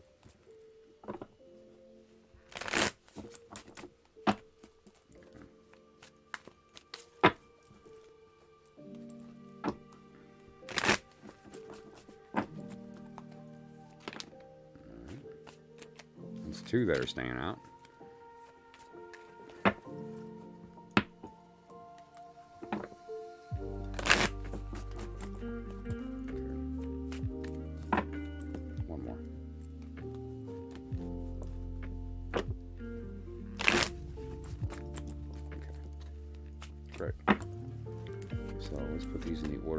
Fell. And this is ready. Okay. So, the first thing we're going to look at here is your higher self. And I'm going to put 4 cards out, and those 4 cards are going to talk about the layout of the elements, because tonight we're speaking about the elements and the court cards and these type things. So we're going to be element and court card tonight. And so this reading is going to, I developed it. It's my spread. You'll never see this anywhere else, and if you do, they stole it from me because they watched it online. But basically, I'm going to be laying out 4 cards that are related to the higher world version of the elemental divine order. So the divine order is wand, cup, sword, pentacle. But in the higher world, it's wand, sword, cup, pentacle, and the sword and the cup are reversed. Okay, so basically that's a fancy way of saying I look at the elemental combinations differently in the higher world because of the fall from the abyss. Okay. So let's just go through that process. First one is the Knight of Sword, or King of Sword, the Knight in the Thoth system, but the King of Sword. And this is the card in your will section. Okay, let's just get these out. I don't do reversals, that's why I'm peeking. Okay, good. And so I'm just going to get these laid out and ready, and then we'll move forward with the cards. And we always have the I Ching ready if we need. We have the beads if we want to grab them. We can use those as well. And actually, let me just have them ready.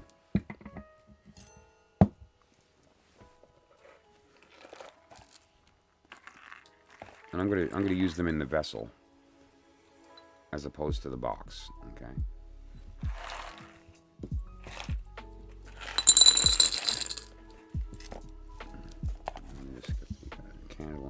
let's put aside. Oh, I just wanted to remind you actually quickly before I continue. I'm sorry. I'm sorry. You are altogether beautiful, my darling. And there is no flaw in you. Another way of saying that is that you are flawless. Okay, so let's get this put aside and let's continue. And it must be true because, I mean, Solomon said it. I didn't know you knew Solomon. That's cool. Okay, so.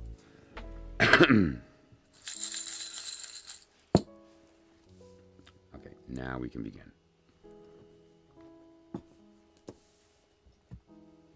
How does this look with the new setup? What's the best method to make sure that they're all on screen?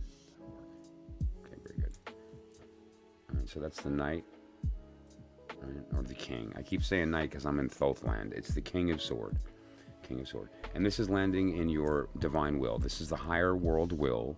This is the feminine wand. So this is it is the original will, but the original will was an inhale, not an exhale. You know, understand that when the universe was spoken into existence, I mean, remember, it was you. You were there. You had to take a breath first, right? You couldn't speak your desire until and then you spoke the desire, right? And so now the desire that got spoken, interestingly, was the creation of the other at that same moment. Your inhale created the space, created that at that moment. Okay, so that's the nature of the divine wand. And in this particular case, it's the King of Sword. Now, the King of Sword, I'm so happy it's a court card because we're talking about elements and chords. We have a sword in a wand section, and it's the King of Sword. What is the king? But the wand energy. All of the kings are the wand. So this is the fiery part of air. And what that is the will to be heard, the will to speak, the will to have your thoughts known, the will to have your thoughts known. That is the King of Sword. Okay? And this showed up in your divine will, which means you really want to be heard. Or more importantly, you really want your ideas to be known. And let me draw that distinction. Bernie Taupin. Elton John's the face. Elton John is the one that writes the notes, and so people know the melody. But Bernie writes every word. Right? And so there's the distinction there. Same idea. One of them is the desire to be heard, and the other one is the desire for your ideas to be known, regardless of if it comes from your voice or someone else's, right? Somebody who will put out a random or an anonymous piece of poetry, or derive a textbook with the intent of making sure that as many people as possible obtain that information. Oh, that's great, kitten. Yeah, absolutely do that. That's awesome. Cool.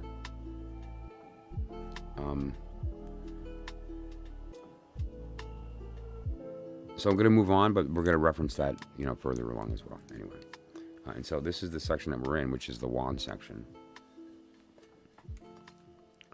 And then we're going to be moving in the higher world, actually, into sword. Instead of doing the normal moving into the cup and then sword and pentacle, we actually cross over on the higher world. And so this is going to be sword. And the specific intent of the sword in this position is to bestow divine intelligence into profane heart, meaning that we're down here and we want the divine mind, our higher self, to be heard in our hearts, to be felt emotionally. Now this is the Page of Pentacle. How cool that it's another court card, because that's the subject of the evening.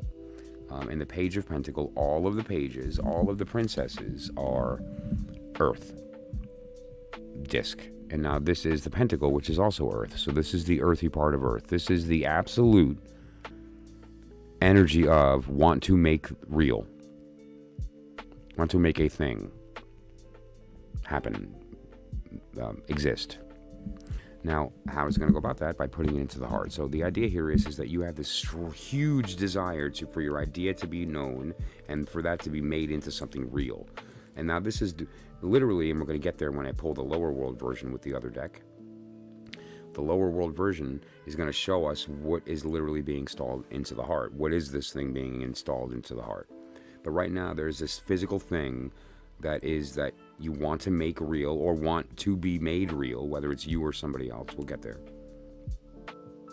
And it's the idea of the will wanting that idea to be heard and then made. And this is an idea because it's the sword. Like, it's not made manifest yet. It's still in the archetypal stage of not being formulated into a solid thing yet. Because the desire is real, the page has been tapped and is here doing the work, and it's gonna manifest. Now the next card is going to be the heart section, and this is the section of divine heart, emotion, feeling in our minds. It falls onto our sword, and what it does is it washes our thoughts clean, or it attempts to be the source of those thoughts.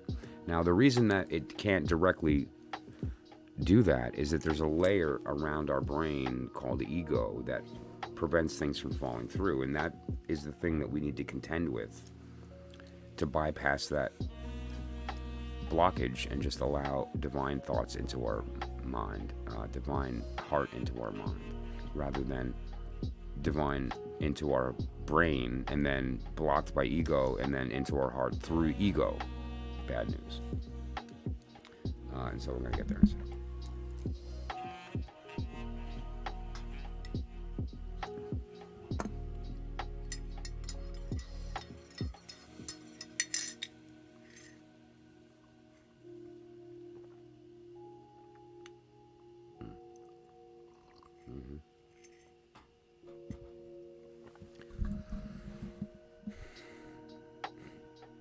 So good.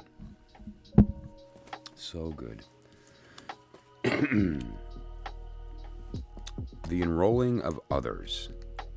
The divine heart. The thing that you want. The thing you want to be filled with.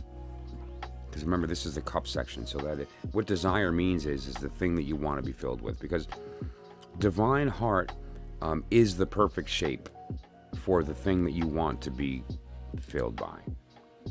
It is the exact shape, right? And so now we can use that knowledge. This is telling us the shape of your heart.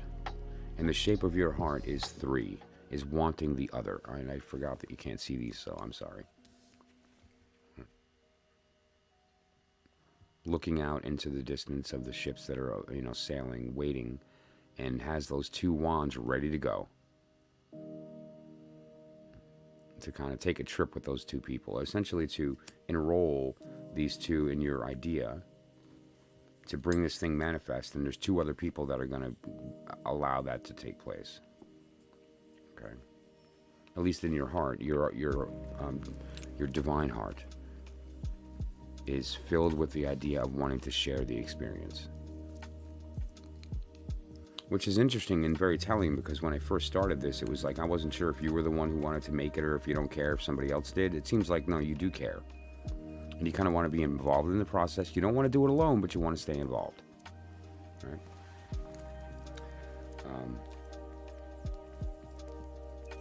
And now the last card is going to be the Divine Pentacle. The divine, the thing that to be made, your body. The divine body, though. The thing that, if you were in alignment with your higher self, you would look like. Which in a lot of cases is similar to what we look like in this world, but not really 100%. Right. Interesting, the 5 of Sword. Okay, so the 5 of Sword is, I read this as justice. I read it as an intolerance for injustice. I read it as an intolerance for bullying. I read this as advocacy. Advocacy. The thing to be made here, the thing you want to be made, to be had, to be known, is justice. And advocating for those who need it and don't have the capacity to get it on their own. That might even include animals, or that might even include agricultural or environmental, or but the point is something that requires a level of protection that is not able to, and so that's the motivating factor. How's it going? Wow. So there's 3 people in this card.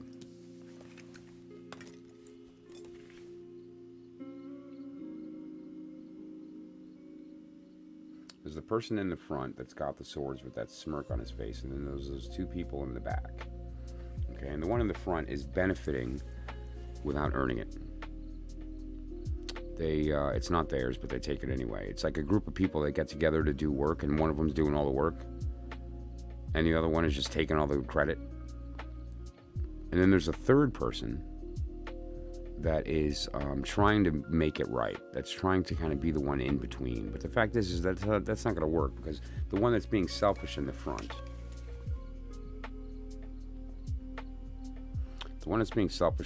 couldn't care less.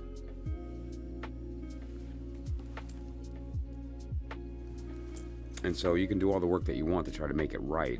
They're not going to care. And so what this is to remove that person from the situation. So when it comes to justice and intolerance, sometimes there's the compulsion to help the victim, and that's important. It's important that there's mechanisms in place to help the person that was wronged. But there's also needs to be components in place to help bring the one who did the wronging to justice, and also to prevent it from happening in the future. Because in this case, that's not the case. In this case, they're letting that person continue to rob, cheat, and steal because they're too busy focusing on healing the person they got robbed.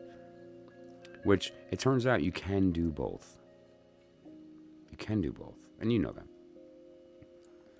But so that's the basic gist. What I'm going to do is pause, catch up on the chat real quick, and ask if you have any questions or want any guidance or insight on anything I spoke about, and go from there.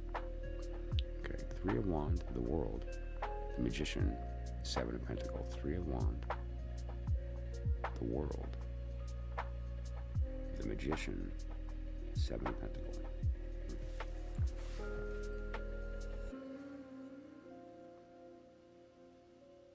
No, it's neat that we both got a 3 of Wands, which is cool. That's the only one that's the same, but that's still very cool.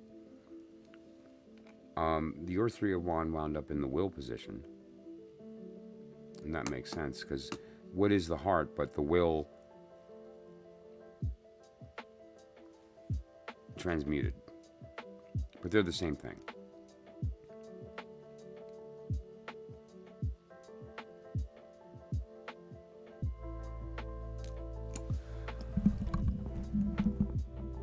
Did you wear gloves? Because if you didn't wear gloves, you're going to jail.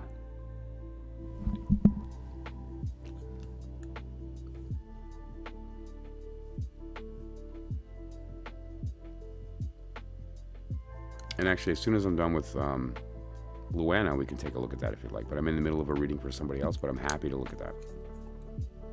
I love that question. That's a great question. But so, Luana, are there any particular circumstances here that you want me to elaborate on? We have the idea here of the King of Sword energy, right? Let me get a white piece of paper that might help see these. The King of Sword energy, right? Moving into the Page of Pentacles, the King of Sword is the idea of this, your will wanting to be spoken or known, heard, wanting to be heard. The Page of Pentacles is the idea of this thing wanting to be made manifest, like you really want to make it real. The idea of the 3 of Wands is enrolling others in that process, essentially wanting to share that experience. And then we have the 5 of Sword, right?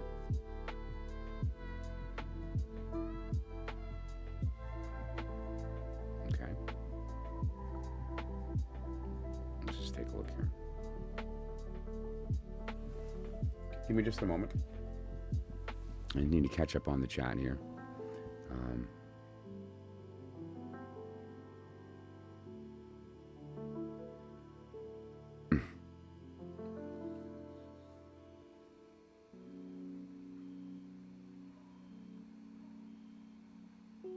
Right. Okay. So, yeah.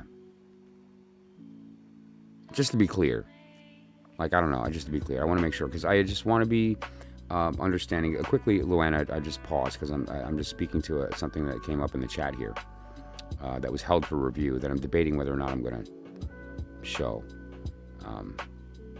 I take my work very seriously. I've been doing this a very long time, and I respect the people that I work with. I respect myself and the work that I do. And so I'm going to ask you and I'm not trying to be rude. I'm willing to help you, but I just want to ask you if this is serious or not. If you're joking, then we're going to have a different conversation. But if you're not joking, then so I'm just going to ask you, or if you're joking. You can simply yes or no will suffice. Luana, I'm going to get to you in just a moment. I promise you. And just let's go ahead, and I'm just curious about this person's answer to this question. Because it's going to determine how as far as how I approach that question, right? I mean, that's, yeah, I figured so, right? Because you realize I was calling the police, right? You don't come into my stream and admit that and think I'm just going to sit back, right? I have 3 daughters, so, and I knew you were a troll as soon as you walked in the room. I just want to be clear, like, I'm the real deal. So, but that said, yeah, don't waste my time anymore, okay? In the meantime, I'm going to get back to Luana. Yeah, no, I appreciate you giving me the authority to keep it up, but all kidding aside, I'm going to get back to Luana. And if you do want a reading, though, you are welcome here. But that's not funny. And it won't be tolerated, okay? It just won't be. And I'm really debating showing it just to show people who you are, because you know what? If the purpose of being a troll is being heard, and so if you want to be heard, but I'm not going to do that because I respect the women in this room, which clearly you don't, and which is why I'm not going to show that. But that said, you are welcome back as long as you behave yourself. Everybody's welcome in my stream. Because what is a troll but a divine, infinite being of light and love that just doesn't forgot who they are. And so they think that they need to do that to receive power, when the reality is that you are everything. You are everything, and you're selling yourself short. Crazy. Imagine that. If you want to learn how to not do that, stick around. You're among friends, I promise. So what we're going to do now is to look at the lower world version, right? And then I'm going to reference the cards that we got from Kitten. Who's so warm that I don't need mittens? I'm smitten for a kitten.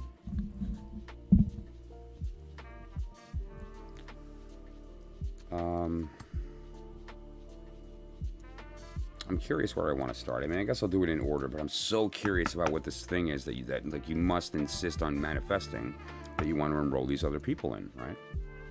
Oh, and just incidentally, just to Gabriel one more time, there's a possibility that you're lying about the fact that you were joking, and so I am going to report it to YouTube because you admitted to raping somebody on my channel. And so that said, if you are trolling, pick a new account. This one's about to get banned. And if you aren't trolling, the cops are going to be knocking on your door in a couple minutes, okay? So, come into my channel again and admit to rape and watch what happens, asshole. So, let me just go ahead and copy the name here real quick. Gabriel P., whatever the case. I mean, they'll have IP addresses and stuff, so they'll know who it is. If anyone else wants to help me out, too, while this is happening, report this person to YouTube for admitting to rape in my channel. You know what? I don't want to show it. I'm not going to show it. Yeah, so, some shit's just not funny. And the more I'm thinking about my 3 daughters and 98% of the audience of my channel, I thought to myself, nah, this person should not be allowed to go to another channel and do this again. And so I'm not sure how we report that. Yeah, no, they're not. They're not crazy. They're not crazy. They're weak. They're weak. There's a difference. All right. Yeah. So, that said, though, yeah, while I'm in the middle of the stream, to be honest, I'm not 100% sure how to do that. If anyone else would like to go through those steps, fine. If not, I'm just going to report the name later. But yeah, that was really dumb, dude. You know. Wait a minute. So here, this is what I will show. Look at this, people. It looks like someone's trying to scare me. Wait here. Dude, listen, I will fuck you up. You have no clue what you just started. Truth, brother. No clue. And I promise you, I am fucking fearless. So let's do it. Have fun. You know. Again, you could have come in here. Like, we get Emma, who comes in a lot. Emma's fun. You know, but Emma has a brain. At least the character, Emma. I don't know who the person is behind it. You're just a fool. And so, I have no respect for you. And I don't fear something I have no respect for. Not even a little. So, as far as what I started, I'm not the one who even began that. You began that when your dick fell off and you chose running around to different YouTube channels to stir shit. So, that's what I would call starting. Now, finishing is a different story, and finishing is going to be YouTube shutting down your account. And so you'll get another name, I know, and you'll continue with your dickless jokes of, jumping into random YouTube channels and admitting to rape to strangers. But, how's that serving you in life? How's that working out for you? Do you get the respect of the people in your life? I don't think so. Right? So, yeah. Anyway, thanks for playing. I don't know, your game of making a stranger scared didn't work, dude. I'm sorry. Are you kidding me? You have no idea. All right, hang on. Here's another one.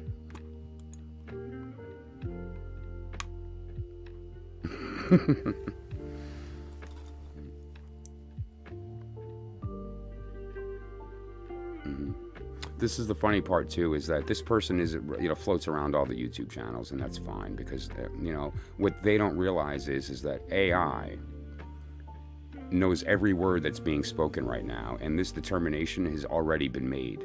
So go ahead and report my account all you want.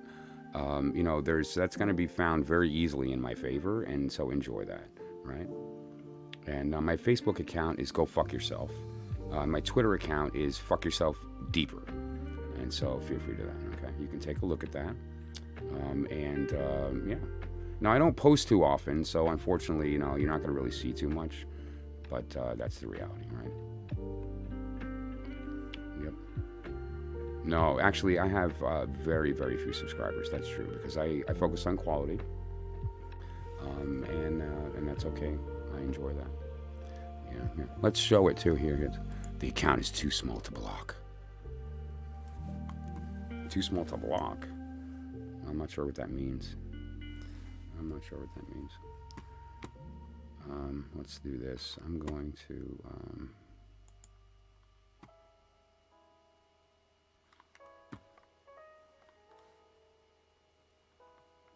no, I'm not ready to report him yet. Let's listen a little bit longer. Get more of your nonsense out.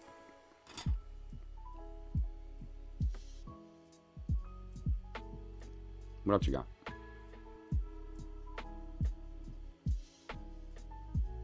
Get a real job, loser. Yeah, okay. What's a real job? Trolling strangers on the internet? How much does that earn you? Because I'm really fucking expensive. It's my work in tarot and I Ching, my work in Magick and whatever the case is one thing, right? But I'm a professional graphic designer, and I charge $150 an hour, and I get it. Truth. So, report this child abuser. So, yeah. Okay, I'll give you 2 more comments. and then you're going to get kicked from the stream, okay? So that's one. You get one more comment, so have fun. You get one more, and then I'm going to kick you. So just use it wisely. Make it a good one. Make it a good one.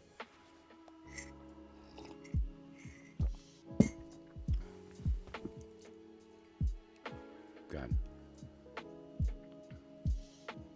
You're going to have something, bro. Really, let's have fun.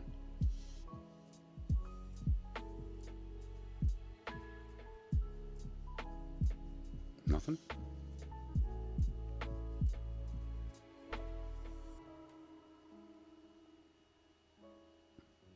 All right, dude. Okay, so, you know, we'll make it rhyme. I was going to say, if you can't think of anything, then just, you know, this time of the night. Is this the time of the night that you shut off the internet and go jerk off? Because, I mean, you should go do that, you know. Love to the world. Amen. Right? No hunger in the world? Amen. Those are all good things. Beautiful. Okay, let's look at this. Does it rhyme? Love to the world, no hunger in the world. No. Nope. Oh, I don't know. I didn't scare him. No. You don't scare trolls, because the reason that they are able to do what they do is because they have that safety behind I'm on the other end of a computer, so this person can't find me and know who I am, and I don't care. You know, I have my fucking phone number up, so like that's how afraid I am of punk bitches that come on my channel. He's hiding behind a screen. If it's a he, I'm not. Let's do this. If you have balls, tell you what, call that number and I'll put you up on the screen, and then you want to troll for real? Let's troll with a face, bitch. Let's do this. Here's mine. Fucking pretty, right? Are you pretty? You like my brain? I'm pretty smart, right? Are you smart? Come on, let's do this. Let's have a conversation. We'll compare faces and brains and see who wins. Spoiler, I'm psychic. You lose. But we can try. Really, come out from behind the mask and let's do it for real. And maybe you'll kick my ass in front of everybody, but I'm the one who has the balls that's willing to do that. Do you have the balls to come on my channel, to put your face on the channel? Dude, block whatever you want. I don't fucking want you in here. I'm about to block you. What do you mean? So, like, you know, really. Or call that number. Do it with an ID block so I don't have your phone number. And I'll put you on. Let's do it.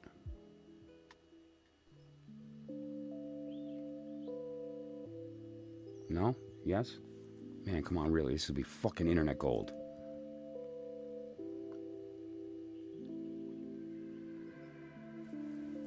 Fucking eat trolls for lunch. You should see how I deal with you people. You don't shake me a minute. I can please come on and talk to me. How a blast that would be. But you won't, because you have no dick, and that's okay. That's why you're doing what you're doing, and why I'm doing what I'm doing. So, that said, I'm gonna move along. Let me do this. Yeah, no, well, you know, here's what it is, kitten. What he stated was basically that he raped someone, and he used different language than that, but, and so that set me off. It did. I'm sorry. Frankly, and I'm being honest, and I'm not trying to be cocky, I'm not trying to be like alpha or anything. If he were in the room with me, I would have slapped him in the face. In front of everybody. Because that's ridiculous. Like, dude. It's not okay.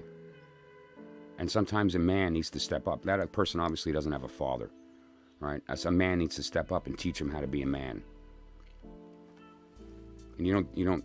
To certain things you don't joke about. I don't know. That's just my opinion. And I'm very open. Like, you have no idea how open I am as a person. I'm open. Every aspect of my being, I'm pretty. I've played with, and I understand where I stand.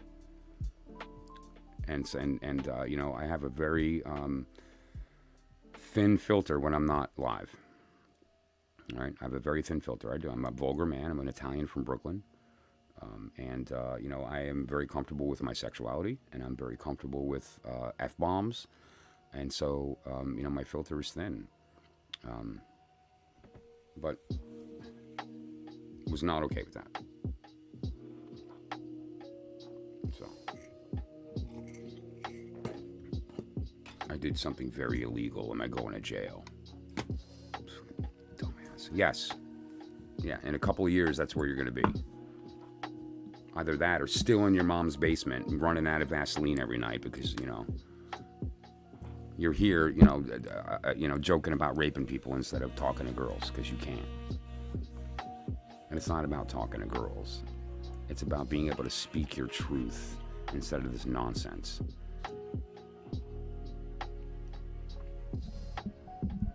You know how powerful you are? No, you don't. You have no idea.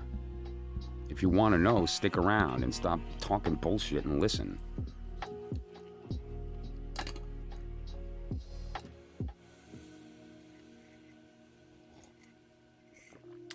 Okay, I apologize to everybody that I took that much time with this fucking waste of life.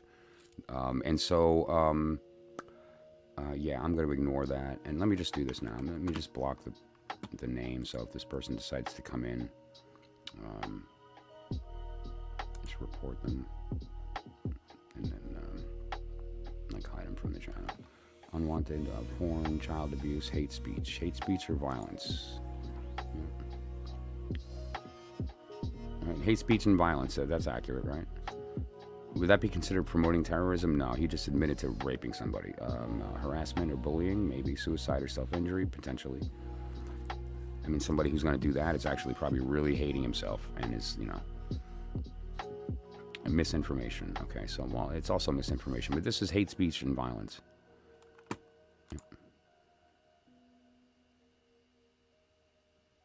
And also, I just remembered I wanted to mod some people here. So, let me mod Kitten.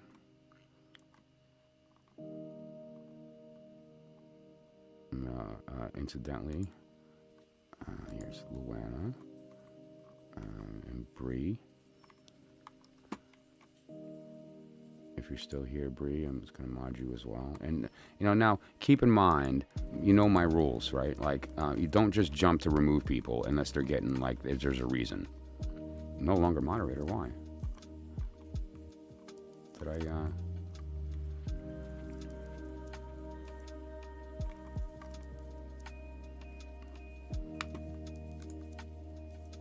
Oh, you probably already were.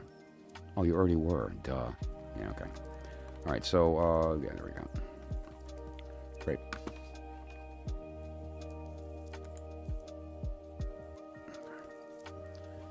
All right, so just give me a minute to get my head straight. I'll be right back, and then we'll continue with the reading, because I just want to reset the energy now that this person's booted out of here and you know, can go and enjoy their pathetic rest of their lives. But in the meantime, though, and I just want to reset the testosterone that just entered that situation and kind of get it out of here, because we don't need that for a tarot reading, right? So it's necessary when you need to set somebody straight, but it's not when it's time to discover some truth. And so I'm just going to reset, walk away, get that nonsense out of here, and come back as a centered being. So just give me a moment to do that, and I'll be right back.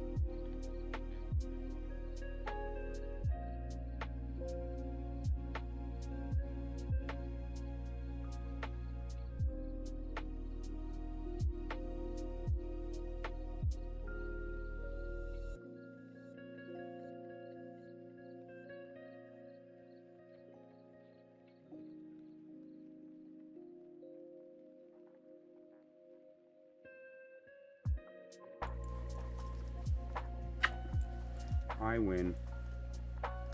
Who wins? I win.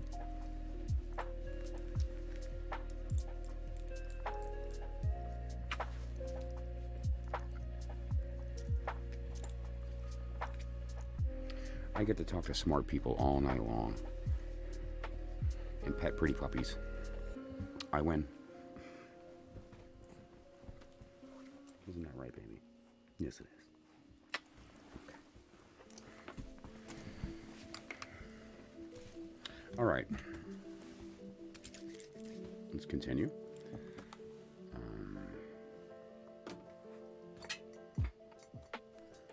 We're doing lower. And we're just going to keep them in order. A couple of them came out before, right? And so we're just going to keep them in order so that they're not messed up from the ones that popped out. And Kitten also had chosen a couple of cards that we're going to be referencing as well. And so I just want to make sure that we remember that as we go through this. And so what we're going to be doing now, Luana, is we're going to take a look at these other cards that we referenced, but from the lower world version. So this is the idea of what your higher self is saying and what your lower self is doing. Okay. And it'll give us some much more guidance on if there is a disharmony between those two things, then we know where to focus, right? And then we know what work needs to be done. So we'll start with the Will, Queen of Pentacle. And so we have the Knight of Sword becoming the Queen of Pentacle in the lower world. And now the energies here are different. And remember, tonight's subject is the elements, the language of the elements in respect to the court cards. And so how great that out of 8 cards, we have 3 courts, and they're all different. Awesome. Thank you for the opportunity to teach. The queens are all water. Regardless of their suit, they represent the heart, the cup, desire, the shape of your heart, which is the shape of your desire, right? Wanting to be wanted. So the Queen of Pentacle is the idea of the watery part of earth. She is the great manifester. She is the thing that the Page of Pentacle, which is your higher world card here, okay, manifests as the Queen of Pentacle and actually gives birth to the world, right? And gives birth to all physical manifestation. This is because the prince, in this case the King of Sword, is successful in his courting and wins her. And because he wins her, they consummate, she becomes pregnant with the element and then gives birth to the thing that wants to be made manifest. So what I'm getting at here is so much of this particular reading so far has been related to the fact that there's this deep desire to take you this idea and make it real. And this is clearly the case also in the lower world. What the Queen of Pentacle wants to do is to make her heart real. Perfect.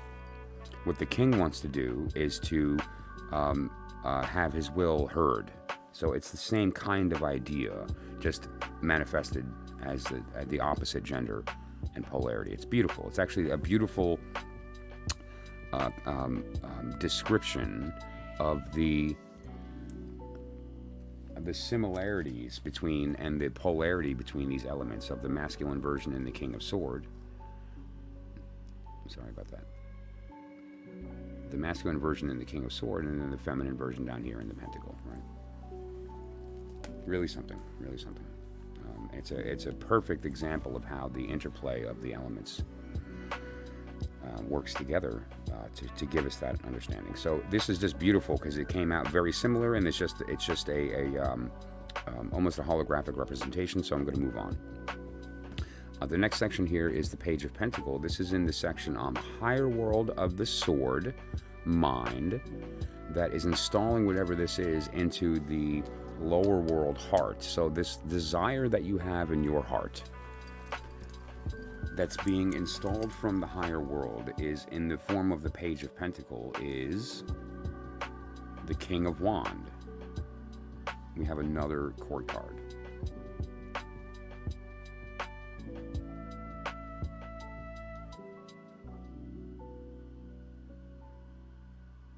Pure will, the fiery part of fire.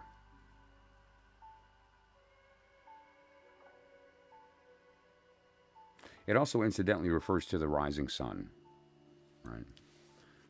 Which we can see symbolically here in the fact that he is the fiery part of fire, and he is facing from the east, looking from the east, right? So it's basically the sun rising, right? This is the sun.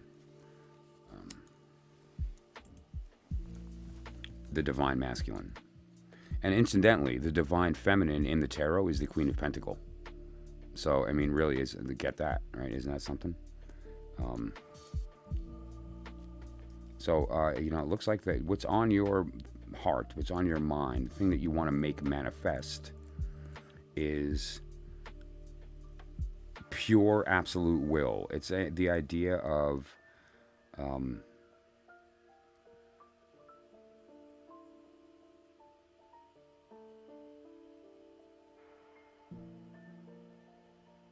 moving. It's almost like moving out of the mind and body entirely and just being open to the experience, being open to whatever comes. But more important than that is that it's there's an authority behind it. And however, there has been a trend that came up in the beginning part of this reading with respect to the other. There are these two other people, and so this looks like and we may wind up seeing that manifest later on in this reading. But this may be that, what you're looking for is a motivator, a muse. You need somebody to help fuel your creativity. It's like I talked about before, how men require the other in order to manifest, and women require the other to jumpstart and kickstart their intuitive language, because it's so natural to them that it could be a little overbearing and hard to narrow down. Some people are very open and naturally balanced, but most people aren't, and that's why we have to kind of relearn how to use that faculty, right? Vesta, Pada, how's it going? I'm so happy you're here. Do me a favor really quickly. I just want to take a moment, Vesta. Do me a favor. Take a deep breath. Let it be cleansing. Like really. And just recognize that you're among some people here. You have friends, right? And just let that stress kind of ease. Don't worry about any nonsense that happens. Just for the next period of time, even if just for a couple of minutes, just enjoy the sound of the music, the reading, some of the colors on the screen. I got all kinds of colors going on the screen now. And actually one of my favorite colors on the screen right now is this beautiful, deep, rich black. That's just sucking up all the negative energy in the room. Okay? And so just, kind of just take that in. Just take in the fact that there's all this beautiful myriad of colors here. And at the same time, it's all just, allowing that to come in, and all the negativity is just going away. Okay, and now that you're here,